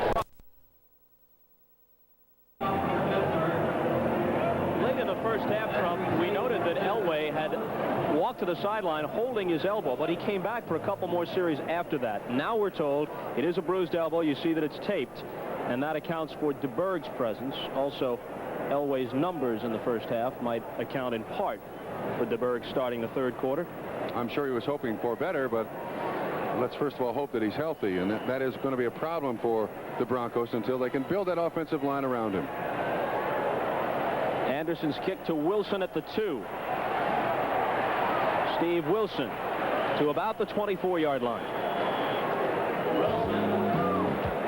And this 1983 National Football League game is brought to you by Mercedes-Benz, engineered like no other car in the world, by Southern Pacific, 41,000 people working in 18 industries all across America, and by the U.S. Army, a place to be all you can be. Now, Robert, the Denver Broncos have not thrown a screen yet today, and for a blitzing defense, a screen is a good outlet. It seems to me that Denver's got to put that in their offense or throw it to the tight end. They haven't even thrown it his direction today.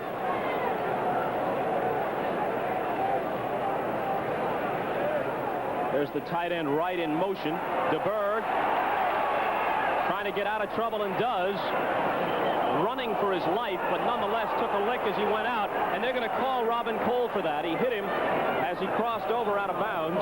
We've got 2 flags, Bob. One at the snap and one on the sideline.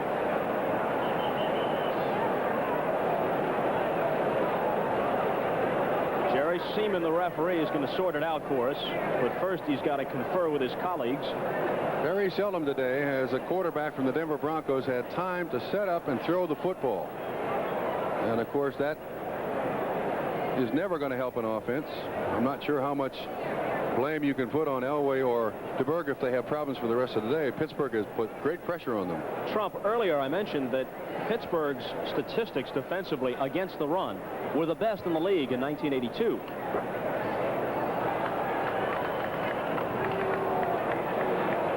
They'll take the bigger of the 2 penalties, I believe. Yes. And they pace it off against the Steelers. Now, part of the reason why, obviously, the Steelers were effective against the rush, at least statistically, is that teams were throwing the ball against them quite a bit because they had excellent success in that regard.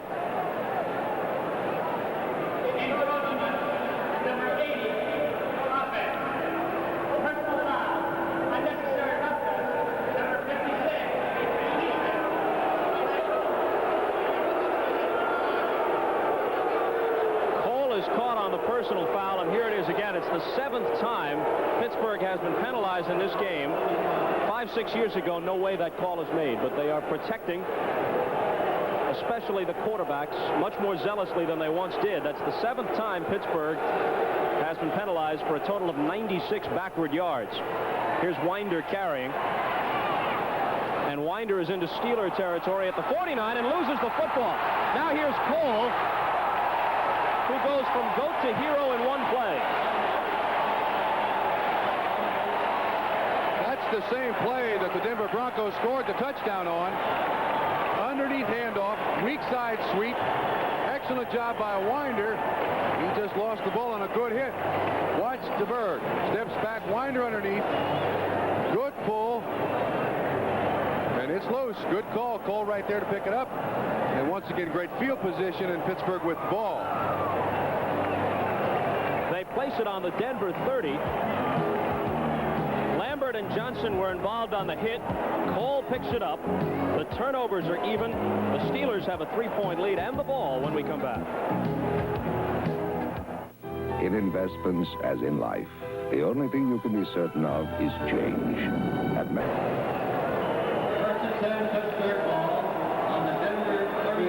The trainers and the coaches are looking at Jim Wright, the tight end. He was hurt in that return by Robin Cole, 1st and 10 Pittsburgh.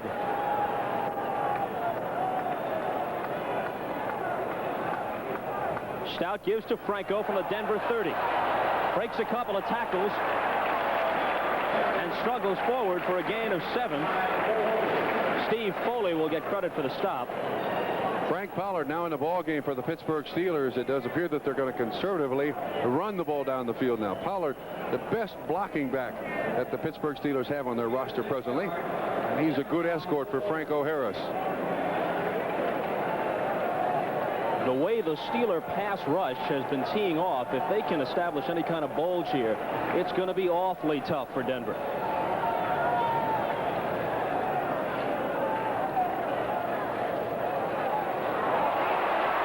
Pollard carries, and Frank Pollard, who very quietly has established a career average of 4.5 yards per carry, mostly as a backup. Although he did have his moment as a starter last year before losing that assignment to Walter Abercrombie. Pollard with good yardage on this play on a first down. And a good block by Franco Harris, too. Once again, that underneath handoff. That's the same play that Denver has run with some success. Watch Cunningham. Releases outside, and the guard will flash on that linebacker. That is, if he's there, hit him. If he's not, pass him by. Pollard up there for a good gain in a first down. 12 yards on the carry. 12 yards to the 12, where it's first down with just under 7 minutes to play in the third quarter. The Steelers lead it by a score of 10-7.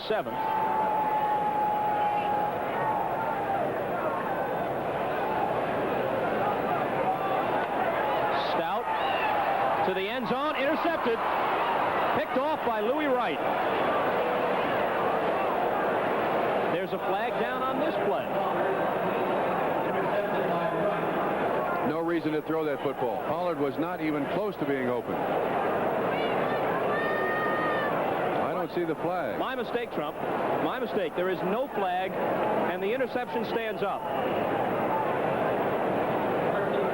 Once again, you can see he was not ready to throw it. He threw it instead. Louis Wright clearly in front of the receiver, Frank Pollard. Should have kept that one right where it was, in his hand. A look at what's happened on Denver's previous possessions. The one time they scored after a Franco Harris fumble gave them the ball at the Pittsburgh 20. Sammy Winder carried 4 times and eventually got it over.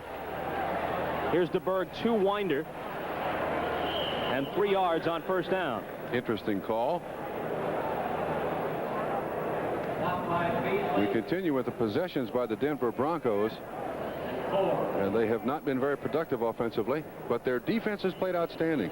Allowing the Pittsburgh Steelers at home just 10 points is something to be very proud of. In truth, the Steelers have backed them up frequently since midway through the second quarter. The Steelers have had the ball in Denver territory often, but turnovers and penalties have hurt them. I would think this is a blitz situation for Pittsburgh. They got 8 guys up there at the line of scrimmage. Coors number 90. Here they come. DeBerg steps up and unloads. The defender falls down. There's a penalty flag. It's over the head of Watson. I don't know who had the coverage, and let's see who they'll call it again. I'm not sure who they'll call it on. Flag on the play. It's either Blunt 47 or Steve Watson 81.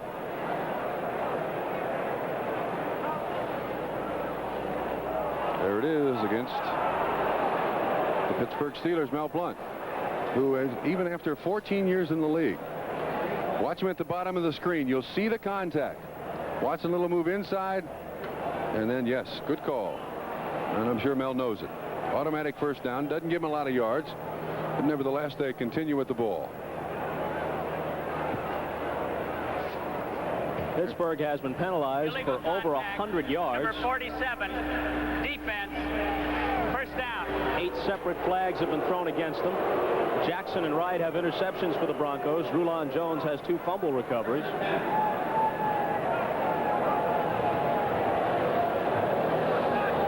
So although Denver has mounted virtually no offense against the Steelers, those other factors have combined to keep them in the game. They trail it by just 3 at 10-7, and Winder bursts up the middle and gets 8 on first down. Robin Cole makes the tackle. And now Jim Breach has kicked a field goal in Cincinnati, 35 yards, 17-3 Raiders in the third. Minnesota Cleveland is 17-14 now. Brian Sipe to Mike Pruitt at the start of the third quarter. 6 yards and a touchdown to pull the Browns closer. Atlanta leads Chicago 13-10. A Gerald Riggs touchdown run from a yard out, the latest score for the Falcons. New Orleans lead at home 21-10 over the Cardinals. Green Bay beating Houston at the Astrodome by a score of 28-17 midway through the third. Winder again. He's been a workhorse for them. He has a first down. Mike Merriweather makes the tackle at the 40-yard line of Denver. New England's lead is 16-13 in the third at home over Baltimore. A John Smith field goal from 39 yards out snaps a 13-all tie. Look at that score. Murray's field goal from 48 makes it 8-0. They've got a couple of field goals by Murray and a safety when Doug English tackled Jerry Goldstein in the end zone. Sammy Winder has carried 13 times for 56 yards unofficially. Look out, here they come. DeBerg gets it away, nearly intercepted by Blunt, which would have been his 54th career interception. Intended for Jim Wright, the tight end, which is rather encouraging. First time they've thrown it in the tight end's direction. And once again, Pittsburgh in an all-out blitz. You see Cole and a strong safety, Donnie Shell, overthrown just out of the reach of Mel Blount. Second down now and 10, and here comes the other troops. Now, I would think this is the time you run the ball. As unfamiliar as you might be running against a prevent defense, this is when you might pop one through.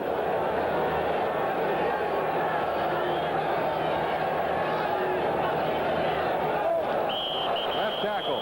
Nope, tight end. 87, Jim Wright. Jerry Seaman knows for sure. There's Wright, the suspected culprit. This has been a sloppy game offensively for both teams. Turnovers, penalties. Some of that can be attributed to the excellent defense which each has played.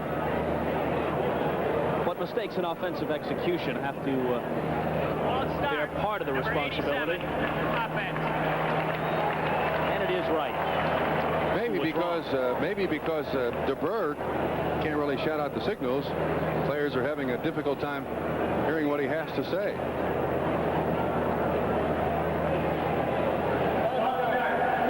Joined us or rejoined us.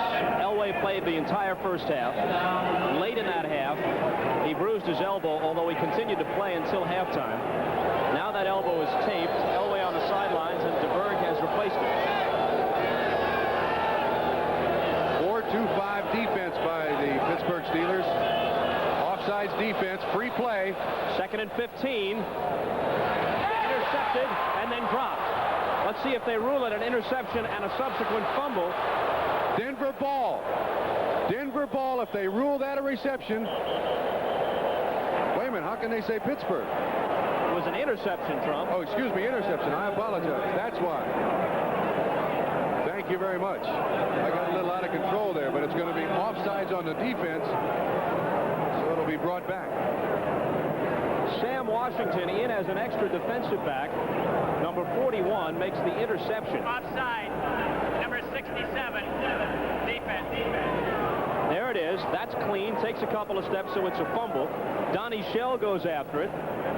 Rick Woods also goes after it. Nobody can pick it up. It goes out of bounds. So on the basis of that play, it's Pittsburgh ball at that spot. But we come back to the original infraction, which was an offsides against Gary Dunn of the Steelers, and the Broncos pick up 5 yards to the 40, and the interception is erased.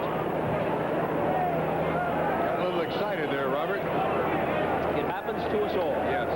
If the ball had gone out of bounds and Upchurch was the last one to have control of it, it would have been Denver's ball. Not a bad play. But 2nd and 10.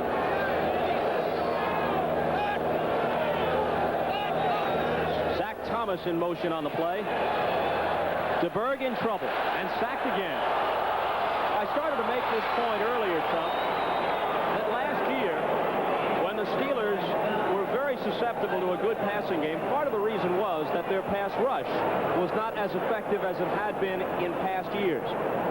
Based upon preseason results and upon what we've seen in this game, they may be on the road toward correcting that, and that's really the key to a successful pass defense. How much pressure can you put on? Once again, I think we've got a Denver receiver, 82, Zach Thomas, turning up field too early, which is an unforgivable sin. He's looking right at the quarterback. But you talk about the pass rush of the Pittsburgh Steelers. They've got 7 guys who can rush the passer from the defensive line spot. Let's see if this is on 82. Illegal motion. Number 82. Offense. Penalty decline.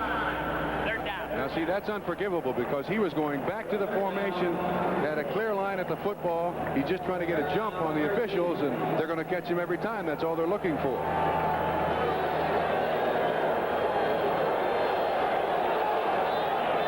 Denver is just 1 of 8 trying to convert on 3rd down. They need 13 here from their 37. Pittsburgh backpedaling gets rid of it, though. Thomas makes the catch. He's stopped short of the first down by Donnie Shell and Rick Woods.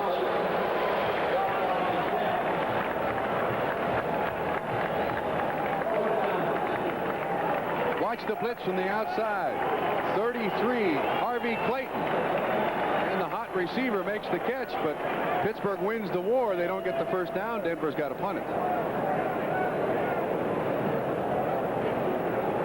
Harvey Clayton, a free agent rookie out of Florida State, in as an extra defensive back in that set. Putting the pressure on DeBerg. Prestage to kick again.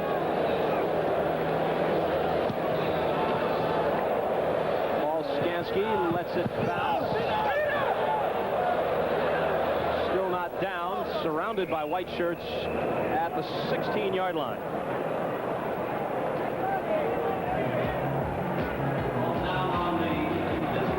So Prestage does his job, backing the Steelers up into poor field position, the worst they've had in some time. 3:17 to play in the third.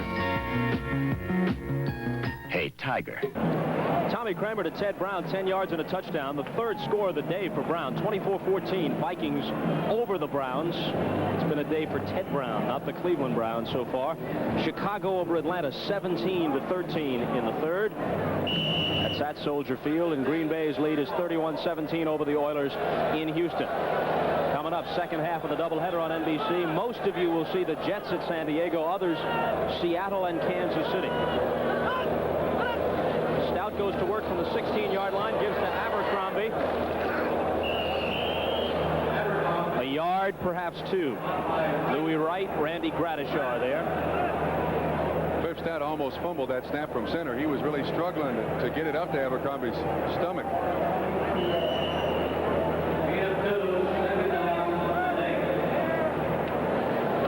That's the time remaining in the third quarter. Inside 3 minutes. 10-7 Steelers.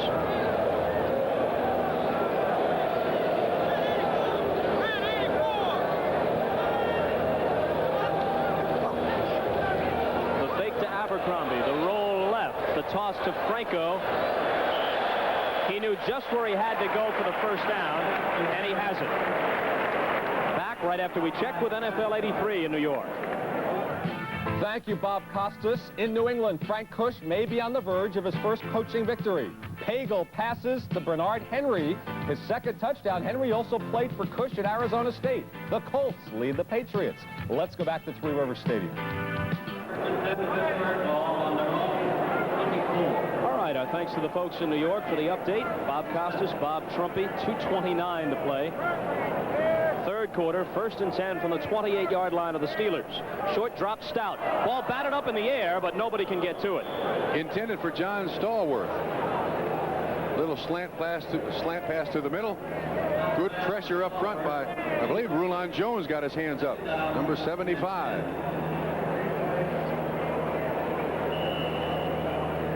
I can't really pick out who that is. Rulon Jones has already had a big day, Trump. A couple of fumble recoveries when Franco Harris coughed it up. That's the bad news for Franco fans. The good news, he scored the only Steeler touchdown, the 94th TD of his career. Here's Franco carrying. Flag flies as Franco goes down at the 30-yard line. I believe they're going to get Benny Cunningham holding, number 89.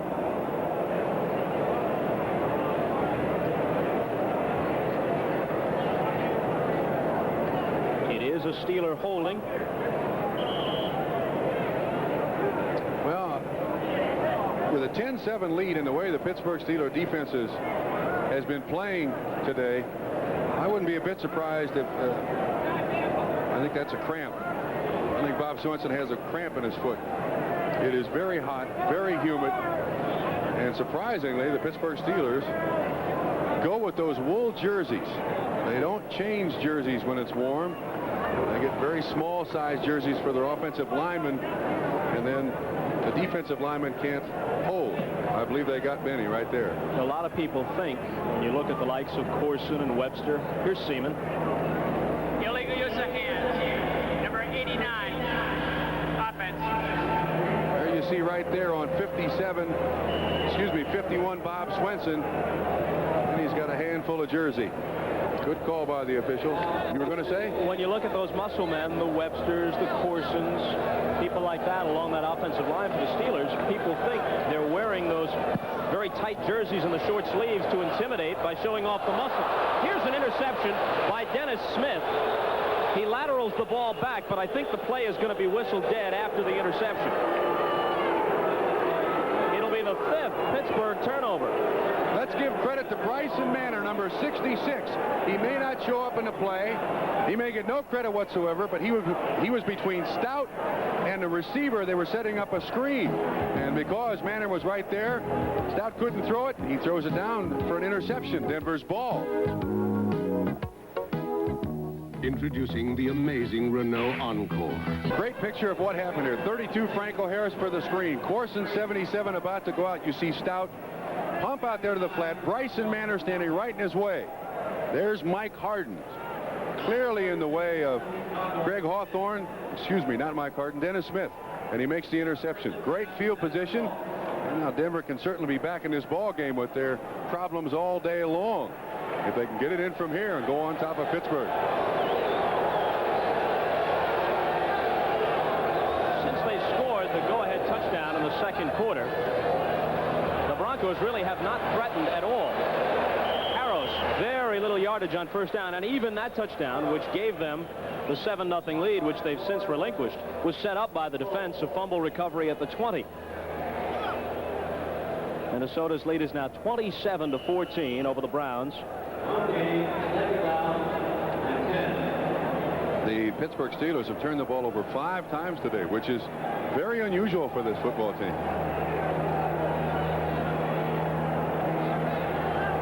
I'd say this is a blitz down. 2nd and 10 from the 27. Here they come. Short drop and a bullet that is incomplete. Intended for Upchurch with Blunt on the coverage. Thrown somewhat behind Rick Upchurch. Man of very, very gifted talents and speed. You'll see the blitz coming. Game's up front. Just throws it behind him. I'm not sure he could have made the catch. But still, watch where this ball comes. He turns his head. The ball is on its way. Backhand. Yeah, he might have been able to catch that had DeBerg led him properly. 3rd down and 10. And once again, the Steeler defense has certainly done its job. Now, do you blitz here, Bob? Shotgun. They're going to throw it. I blitz. Here they. Here's DeBerg, and down he goes. In the grasp of Keith Gary, who is a story for the Steelers. A #1 pick in 1981 out of Oklahoma. Opted instead to go to Montreal of the Canadian League, and now has returned, and in effect is debuting in the NFL. Doing an excellent job, but Denver in that shotgun, if they don't run a play from it, the defensive line of the Pittsburgh Steelers can just tee off. They don't have to regard the run at all. 10 yards.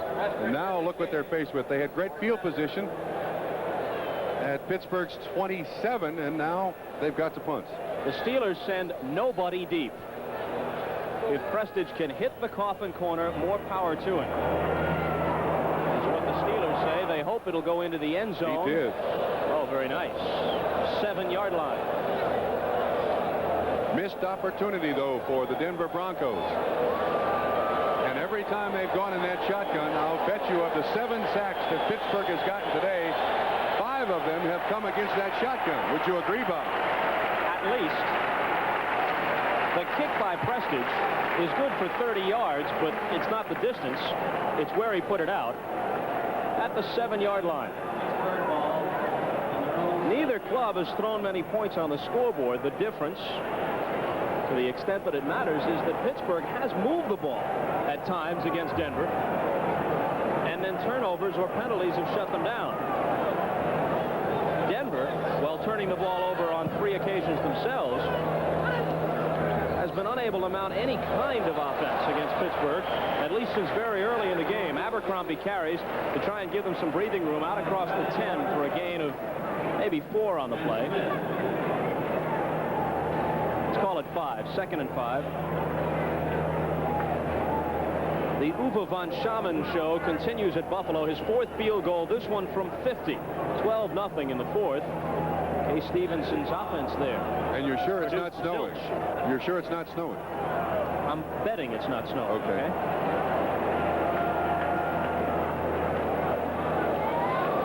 What makes you suspect it is? Just because it's Buffalo? Low scoring. Abercrombie gets the first down. Abercrombie, a #1 pick out of Baylor last year, hurt his knee in preseason. He's slow to get up here. Didn't play in a regular season game until after the strike had ended, so his progress was slow. It came on late last year. Gets them the first down here at the end of the third quarter. 10-7 Steelers. Back after this from your local station. Beth, I have something to tell you. He still hasn't gotten up, Trump. And they're bringing a stretcher on the field. Yes, excuse me. He was hit a good, solid shot by Dennis Smith. Tom Jackson spins him around, and just as Abercrombie goes down, look to the right edge of the screen. You see his head really get snapped to the side. The doctor suggested the stretcher. Abercrombie gets up. I've seen a lot of players feel a lot better in a split second when the doctor pulls a needle out to shoot it in the ball of your foot or in your elbow or shoulder. Say, Doc, look, it's feeling a whole lot better. Can we put this off? So the stretcher goes off one way, and Abercrombie comes off under his own power the other. We start the fourth quarter. 1st and 10 from the Steeler 20. They lead it 10-7.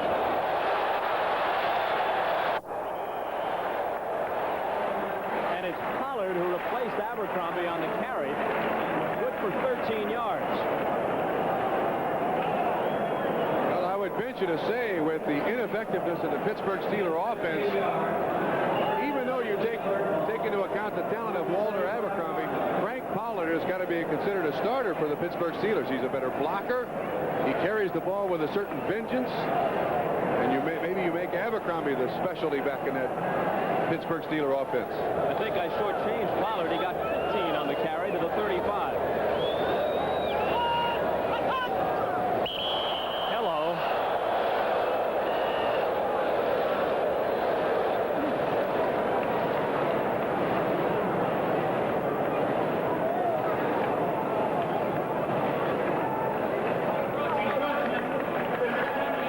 Encroachment is the call against Denver. It'll cost the Broncos 5 as we tell you this 1983 National Football League game is brought to you by Chevrolet. Chevrolet is taking charge by Bud Light. The best has a taste all its own, and by the Easy Beta Betamax from Sony. Simply amazing because it's amazingly simple. Now 1st and 5 for the Pittsburgh Steelers, and I'm wondering if they can call gross encroachment. There goes Abercrombie down into the locker, and they may take an x-ray of his neck.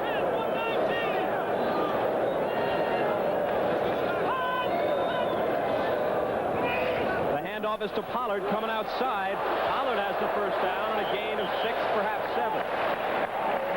Good call, Denver Broncos in a blitz. Benny Cunningham did an excellent job on the strong side.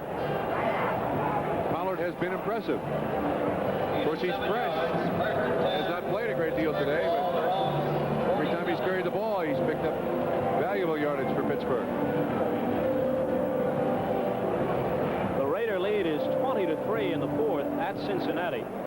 Chris Barr has kicked his second field goal, this one a 39-yarder. Marcus Allen has a pair of touchdown runs.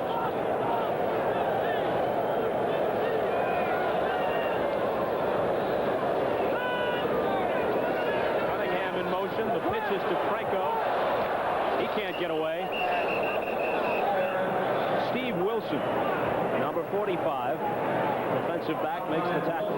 Great job by the Denver defense once again. Let's watch one of the key matchups, and that is offensive center All-Pro Mike Webster versus Reuben Carter, number 68 of the Denver Broncos. That is a real war in there. And when you play a 34 defensive center has got to be able to handle that nose man by himself. Unfortunately, we lost that replay. We'll get it for you again.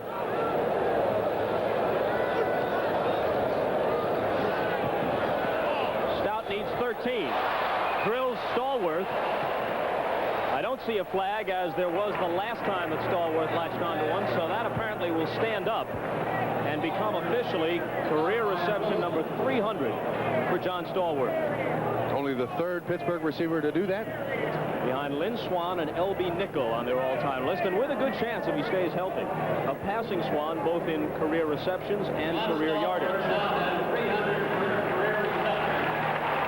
And they make the announcement about that milestone for Stallworth, and much of the crowd stand up in response to it.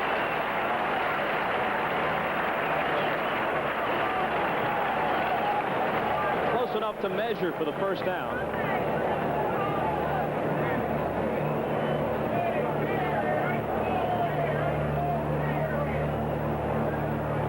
Which they have by the narrowest of margins.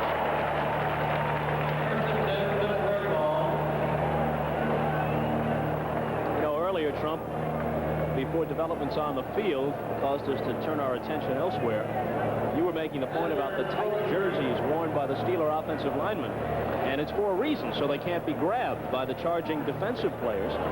Although many people, casual observers, think the reason is to intimidate and to show off the muscles. It also serves that purpose indirectly. Having been down there across the line from those guys, yes. And no matter how cold it gets, it can be 10 below zero. Still the short sleeves.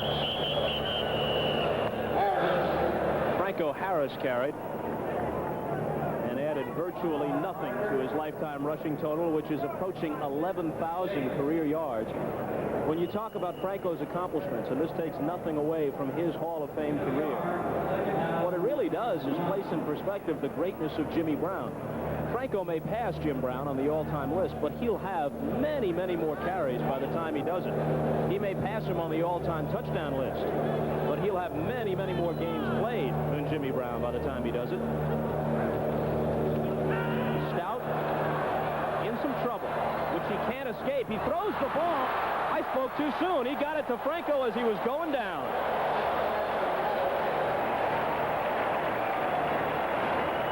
Very resourceful maneuver by Stout. Certainly desperation on Stout's part. Good pressure from the backside by the Denver Broncos. Webster on Reuben Carter. And now Stout, whoa, just end over end. You can almost fair catch that one. Certainly reminds me of another reception that Franco Harris made in this very stadium back in the early 70s that seemed to turn this franchise around. The immaculate reception. Big first down. Barney Chavis almost wrapped Stout up, but he got rid of it for the first down at the 30. The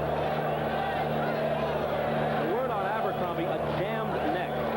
Probably will not return. Pollard loses the football. It's Smith who comes up with it. Now he loses it. Stout has a crack at it. He loses it. And now Jackson has it. No flags. Denver's ball. 6 turnovers now by the Pittsburgh Steelers. And every local sportscaster in America is drooling over the prospect of using that one on the Football Follies. Man, you would have thought this was a bar of soap the way it was squirting out of people's hands. Busick with the hit. Harden knocks the ball away. And now it's a Max Sennett movie. I like that Trump. Very nice. We'll be right back. Chevy Tough is taking charge. Takes from the highlight film. This ball certainly is slippery. It is hot.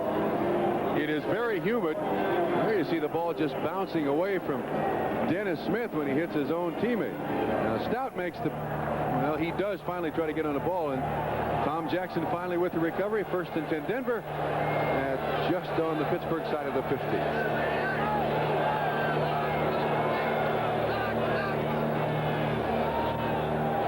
DeBerg with lots of time. Upchurch, was he inbounds? No. No. The first times DeBerg, since he came in the ball game, has had time to set up and throw the football. Look at that, 9 turnovers for the two teams, plus 18 penalties. Now How much attributed to defensive excellence? How much to inept offensive execution? I think both coaches will look at their offenses and say they were terrible today.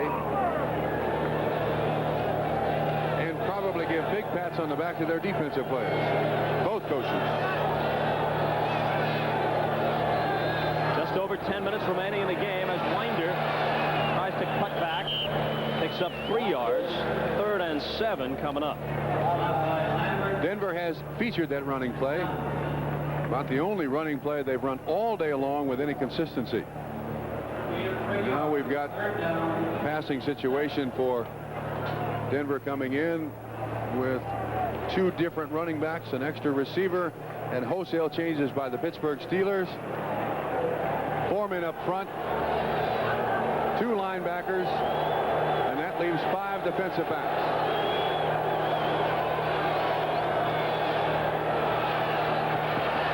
Over the middle, incomplete.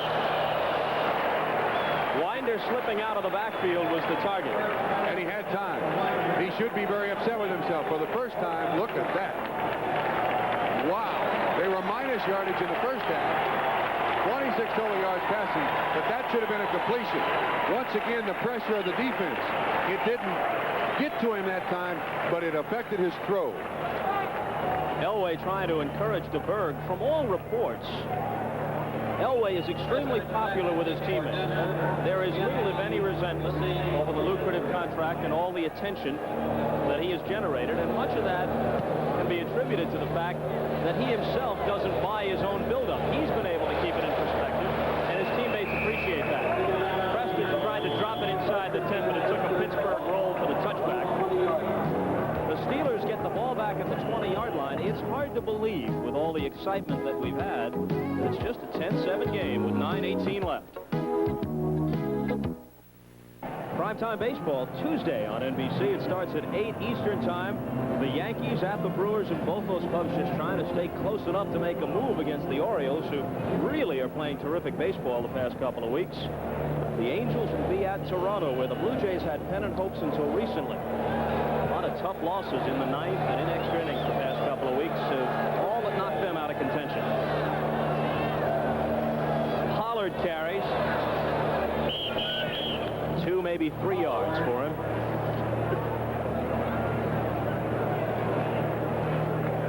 It's a close one at Soldier Field, 20-17.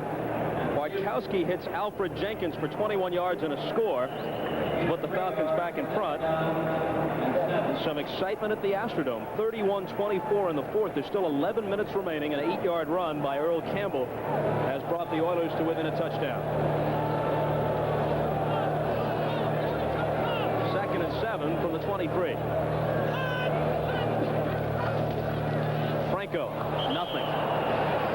Great job by Tom Jackson. He was in there at the snap of the ball. One of the secrets of playing outstanding defense is the quick reaction on the snap of the ball. And Jackson was in the backfield before Corson, 77, could get a lick on him. He was there to almost take the handoff. Watch it from the center. You can see that Tom Jackson is right there beating the offensive guard, Steve Corson. Now 3rd down and long yardage situation for Pittsburgh. Exactly 8 minutes to play in the game as Stout takes the snap and takes a hit, and down he goes in the grasp of Rulon Jones. Boy, these 2 defenses have been outstanding today. I can't remember in the first game of a regular season, Bob, where I've seen 2 defenses play better team football. Stout had no chance there whatsoever. Watch from the right-hand side of your screen. Double on the nose man. That leaves Wolfley 73 man-on-man with Rulon Jones, and Rulon Jones just flat beats him. Colquitt kicks out of the end zone. Thomas, fair catch, almost lost it. Covers it at the 44-yard line of Denver.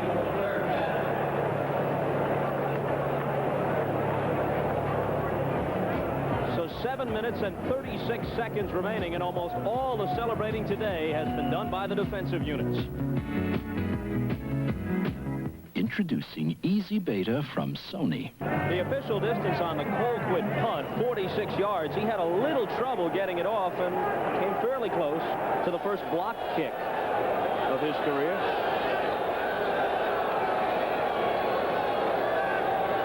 DeBerg can generate something. Winder. Nice move. Pittsburgh territory around Blunt. Blunt and Shell eventually drag him out. But some signs of life by the Denver offense. Good call by Dan Reeves from the sideline. You'll see all the action up front. Blitzing. Good pull. Winder cuts back against the grain, and because all the linebackers were up there at the line of scrimmage, they were consumed, and Winder with I think the longest run of the day by the Denver Broncos, and their deepest penetration, 21 yards on the carry, their deepest penetration in this half.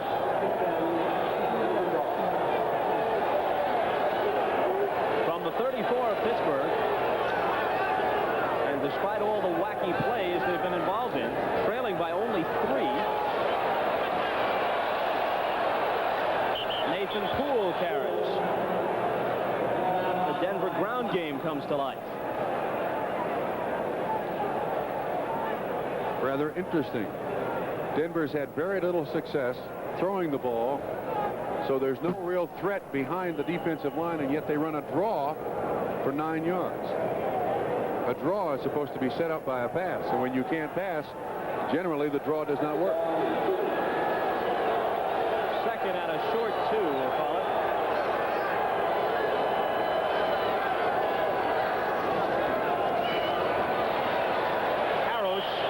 Stopped short of the first down. Is it possible they could be stopped again? Denver has certainly had their chances, but every time the Pittsburgh defense has risen to the occasion. Watch 92. Pull by Paul Howard. Well, there's good activity up there, and they just stuffed the Denver offensive line.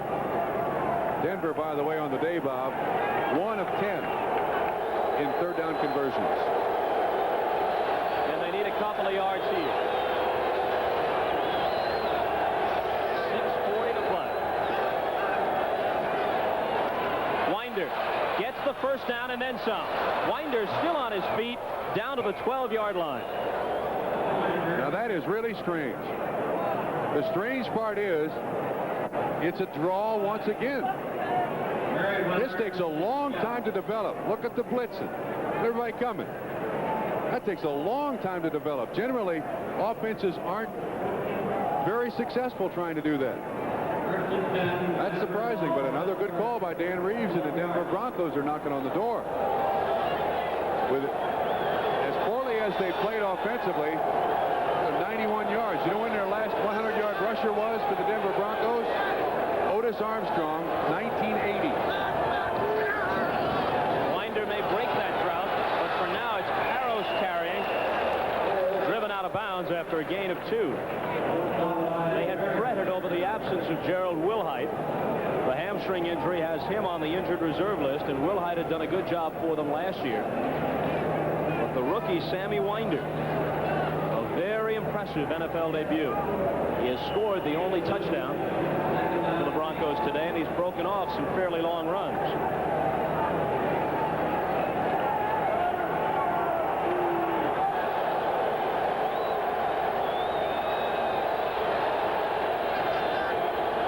Correct myself on Winder. Would be an impressive debut, except for the fact that this is his second year. Minor point that we should take note of. Poole carries. He takes some people with him down to about the 5. And Bob, they found a weakness somewhere, because that is another draw. Watch, DeBerg goes back looking like it's going to be a pass, and there was a mix-up in the handoff, and Nate Poole still gets almost 5 yards. Now the biggest play for the Denver Broncos of the day. Third down and about 2.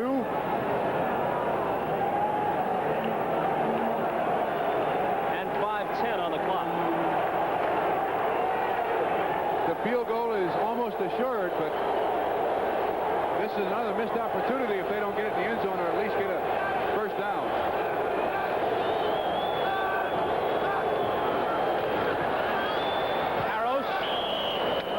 Down for them.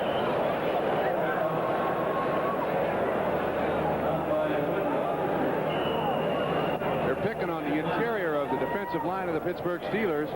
Rob Lytle, that time 41, lined up at a tight end, went in motion. He was a trapper up through the middle. Watch just see Lytle kind of dive in there. Excellent leg strength by Peros, and are they going to measure? They're still not sure if it's a first down.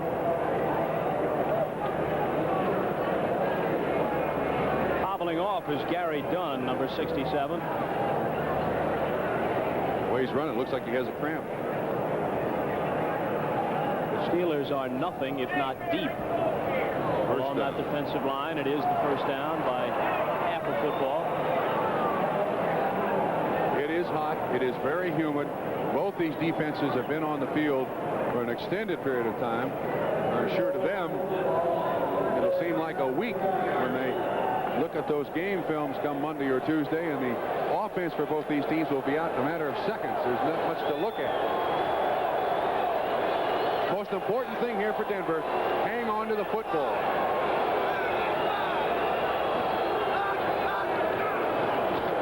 And it's Winder. Boy, was he ever smacked.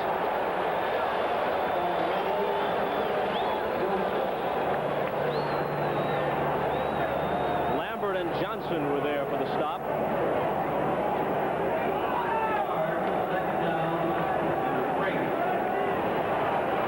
Pushes it back to the 3, where it's second and goal. I say you throw now. Don't wait to the third down. Give yourself 2 chances.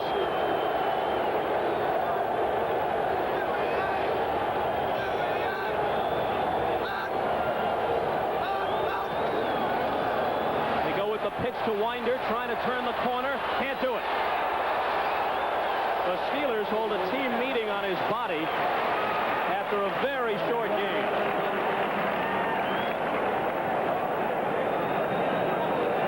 It takes a long time for Winder to get out here. And there are plenty of people out there to make the tackle. Merriweather, Woodruff, got a Denver Bronco down on the field, and it is Sammy Winder, the ball carrier. He may be more tired than he is anything else. He got hit, and hit good. Earlier, I incorrectly identified him as a rookie. Maybe it just feels like he's played a couple of years' worth today, because he has really been the workhorse. Around the 100-yard mark in rushing, he scored a touchdown. 3:23 on the clock. Third and goal from the 2 coming up, and we'll return to Pittsburgh in a moment. Sammy Winder, who unofficially has 94 yards, leaves under his own power. Bob, I haven't the slightest idea what they may run here. Maybe that underneath handoff sweep that they've had success with. Pittsburgh fans on their feet. Preston and Poole are the backs. Exactly 3 minutes remaining on the snap. DeBerg with the fake. The throw to the end zone. Touchdown to the tight end, Egloff.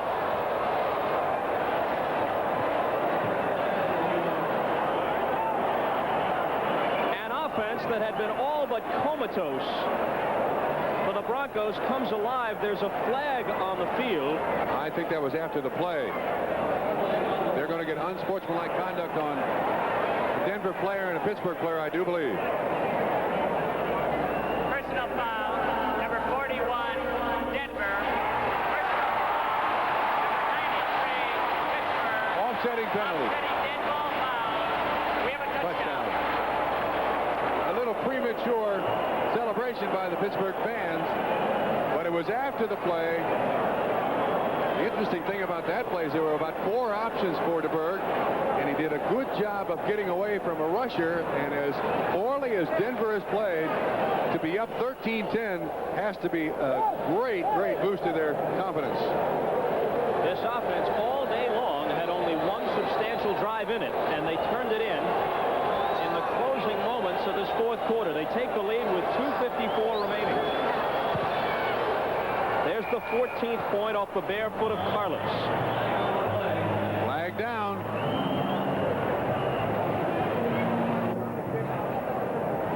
Well, what a busy day for Jerry Seaman and his crew. Here's the touchdown again. Fake trap. DeBerg avoids Little. Egloff standing out there by himself. Robin Cole was the closest man to him. And boy, oh boy, is that a gigantic play. You see Egloff, 85 in your picture, blocking. I don't even think he was intended to be a receiver. When that play was designed, he was there for protection. But because of the time involved, being a veteran receiver and knowing what's going on, he sneaks out, catches a touchdown. Holding, number 53, offense. That's on Randy Gradishar, and I believe, yeah, he's the outside man. Occasionally, they try to hook that outside rusher. And he must have grabbed a hold of the defensive end. Now Carlos has to boot it 30 yards for the PAT. Same result. Boy, oh boy, oh boy. So it is 14-10 Denver. The Steelers have all three of their timeouts remaining and 2:54 to do something. Now I can tell you the first question that will be asked of Dan Reeves when this game is over. Who will start next week?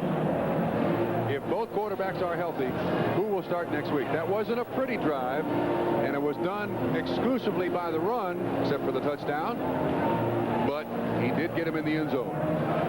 They go to Baltimore next week, where an interesting confrontation is brewing, because after all, it was Baltimore which drafted Elway. He didn't want to go there. There are undoubtedly some hard feelings, some resentment on the part of Baltimore fans. They'll be waiting to get on Elway. You got to look at our lineup of games. Week 2, NFL 83 on NBC. Well, I would imagine Pittsburgh Steelers fans sitting right here in Three River Stadium have nothing bad to say about Cliff Stout, except they're all wishing right now Terry Bradshaw were the quarterback. Because in these situations with 3 minutes left, he has in his entire career been outstanding.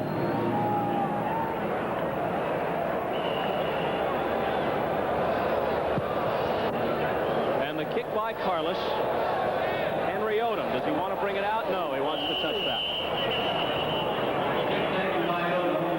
Now it's up to the Denver defense to hold him one more time.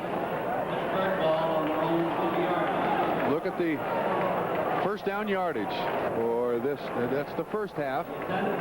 Steelers lead. Second half, Broncos lead. And that first down yardage is so critical nowadays in the NFL, because second down and long, the defense changes completely. We're required to tell our listeners, Trump, that this telecast is presented by authority of the National Football League. It's intended for the private use of our audience. Any rebroadcast or other use of this telecast without the express written consent of the Pittsburgh Steelers and the NFL is prohibited.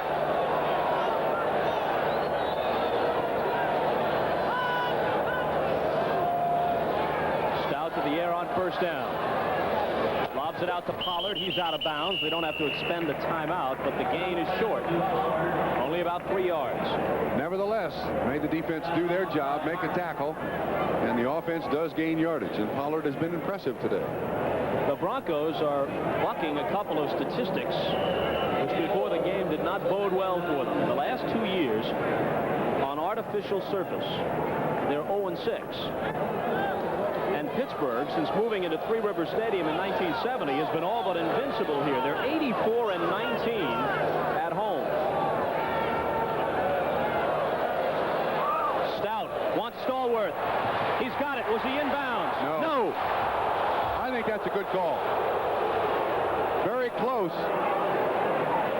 But Steve Foley did an excellent job of making up ground on John Stallworth again, and that ball was well thrown by Cliff Stout.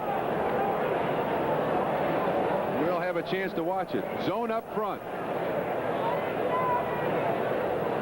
Foley into the picture. 1 foot in. That's all. You need 2 feet in professional football. And at times, I don't know how the officials keep track of that. Judge the catch and whether or not both feet were in bounds. If the Steelers should fail here, they would still have some life because they haven't used a timeout yet. And the 2-minute warning still remains with 2:33 left. Look out. Boom. Well, if they were entertaining any thoughts at all, as Carl Mecklenburg turns in the sack, a rookie from Minnesota, if they were entertaining any thoughts of going for it on 4th down, which I guess would have been possible on 4th and 6, that was erased with that sack. 4th and very long yardage.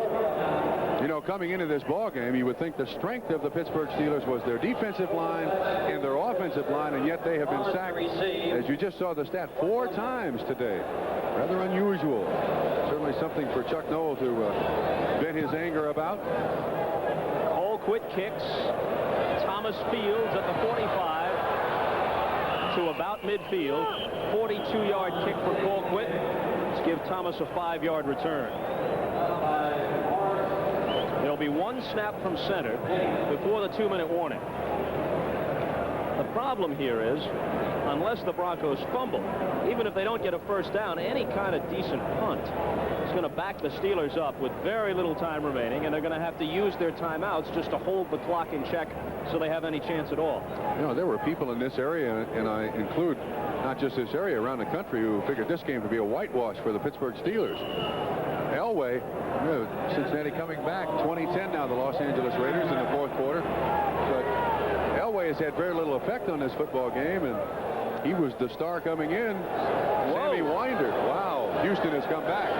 Sammy Winder has really turned out to be the star of this football game and the Denver defense. It's Parros who carries with one real objective, to protect the football. The clock will stop at 2 minutes after a gain of a couple of yards. And again this year at the 2-minute warning, we're going to be treated to some of the most exciting finales from NFL history. Chuck Noll hopes another one is brewing here. We call them fantastic finishes, and here's a look at one of them. 2 minutes remaining here. Denver up 14-10 and with the ball. 2nd down and 8 on the next snap, and as soon as we are finished here, it'll be the Jets at San Diego for most of the country. Dick Enberg and Merlin Olsen to call the action. Others will see the Seattle-Kansas City game. Well, if Denver comes out of here with a victory, and they were about a touchdown underdog at kickoff time, they will not have accomplished it the way their fans would have imagined. They would have thought if they were to win today, it would be on the strength of an impressive Elway debut. Elway had a very rocky first half. DeBerg relieved him in the second half.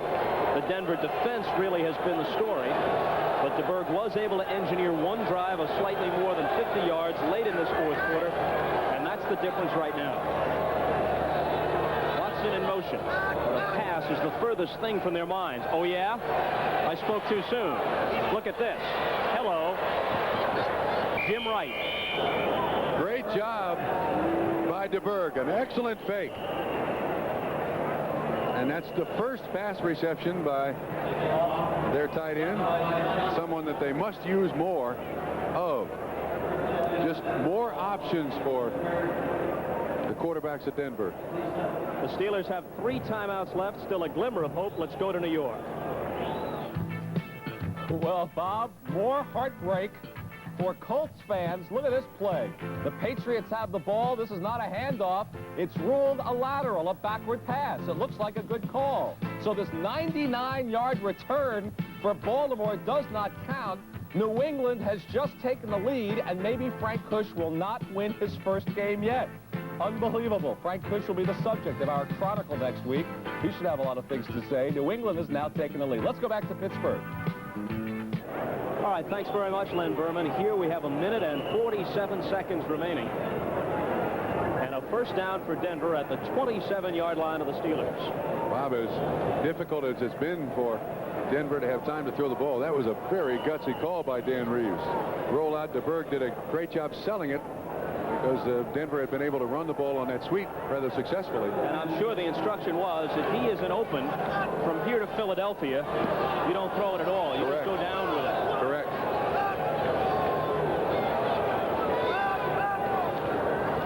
Winder back in and healthy. Wrapped up and thrown down by Keith Gary. Now the Steelers stop the clock. 2 left for them. To put this game in perspective, there's the final. The Raiders over Cincinnati, 20-10. Miami wins it on 4 Uwe von Schaman field goals. 32, 22, 36, and 50 yards.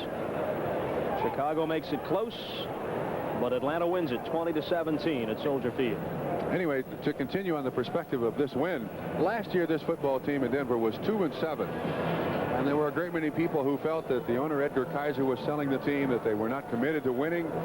When they traded for John Elway, suddenly a new attitude on the players' part. I think it's been displayed here, a never-say-die attitude, and that's a winning attitude. Dan Reeves has signed a new contract with the Denver Broncos and says in the future this is going to be the best franchise in the country. And there's the cornerstone right there. Regardless of his problems today, you can see him flexing that right arm. Is a bruised elbow.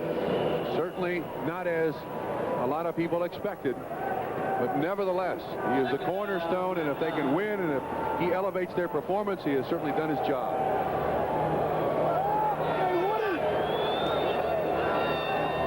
Another first down would wrap it up for the Broncos. Almost lost it.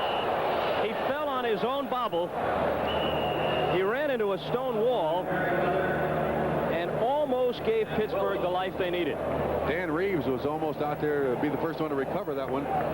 He was ready to jump in there. Remember the game we did here, an opening game a couple of years ago, Trump? Versus Kansas City. Steelers and Kansas City. Pittsburgh running out the clock. They botched up a handoff. Terry Bradshaw lost the ball, and I think it was Thomas Howard for Kansas City who picked it up and went about 65 yards for the game-winning touchdown. You can see Merriweather in there with his hand in there trying to get the ball loose. 1:33 left.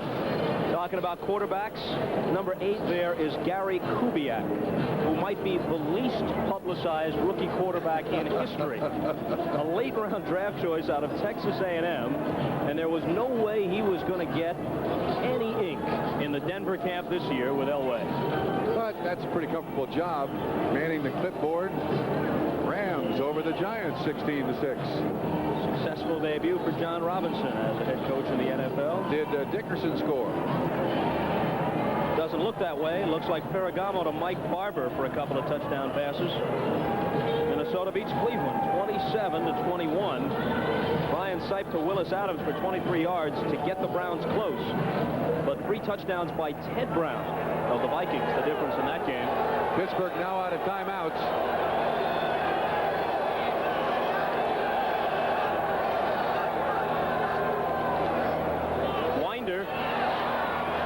Goes down. This is 4th down coming up. Keith Gary, number 92, along with Robin Cole, 56. Now what do you do? Mike Webster is running on the field. Number 52 standing out there. He thought it was 4th down. Do you go for the field goal or do you punt it? What do you do? You're going to let the clock run down as much as they possibly can. Carlos on the field. Tough choice for Dan Reeves.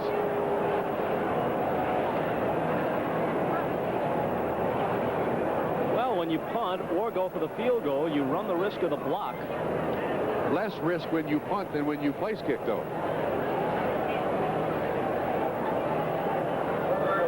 If he's successful, the lead is 7. If he misses it, the Steelers will get it back at the 28. Hold everything. They let the time expire. Now they'll move back 5 yards.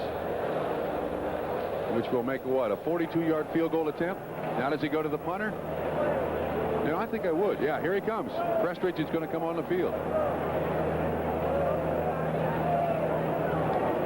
Now all you need is a good snap. If that was their intention, Trump, why go to the trouble of bringing on the field goal unit? Why not just do it from the line of scrimmage? One of the few chances the coach has to second-guess himself, maybe. I think this is the right choice.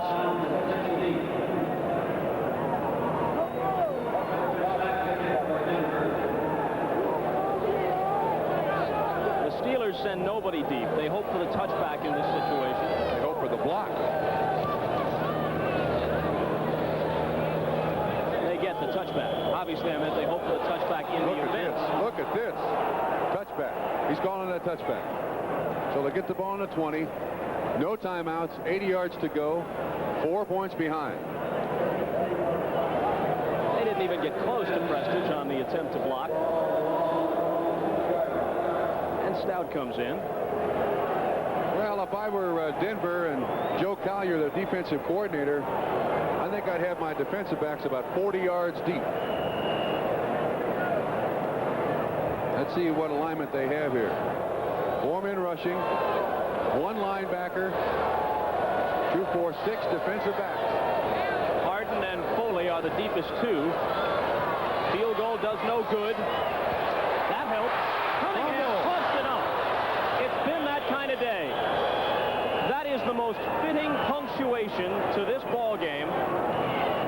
We got a flag down, Bob, but that would, if that stands, that's the 7th turnover by the Pittsburgh Steelers. And it does appear it's against the Pittsburgh Steelers. It is. 7 turnovers. Number 27, offense, penalty decline, defensive ball. They're calling Greg Hawthorne. I believe he ran a pick. There's Chuck Noll. He cannot be happy with the way his defense has played, being the short end of this score. He is certainly wide open. But watch the hit. Dennis Smith. No, excuse me, Mike Harden on the hit. Steve Foley on the recovery. The 7th turnover of the day by the Pittsburgh Steelers. One more snap.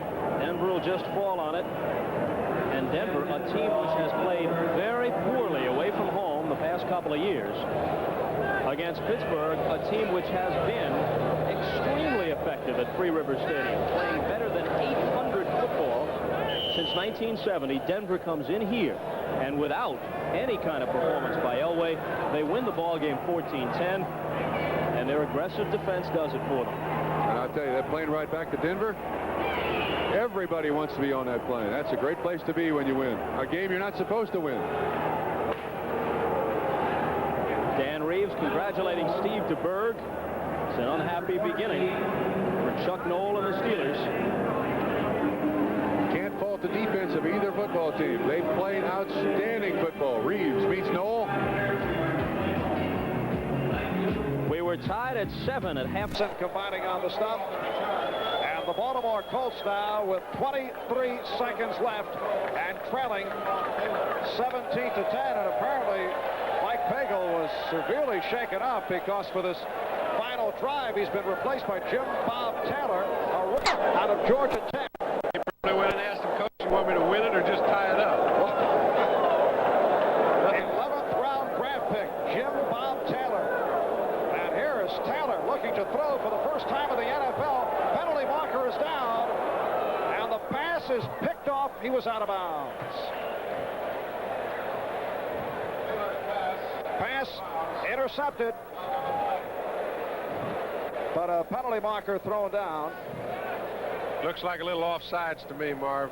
15 seconds remain. That's the problem there. 3 timeouts, but they won't get a chance to use them all. Dennis Smith picking it off. However, here's the announcement from Gene Barth. Illegal formation. The right tackle was uncovered. Still first down.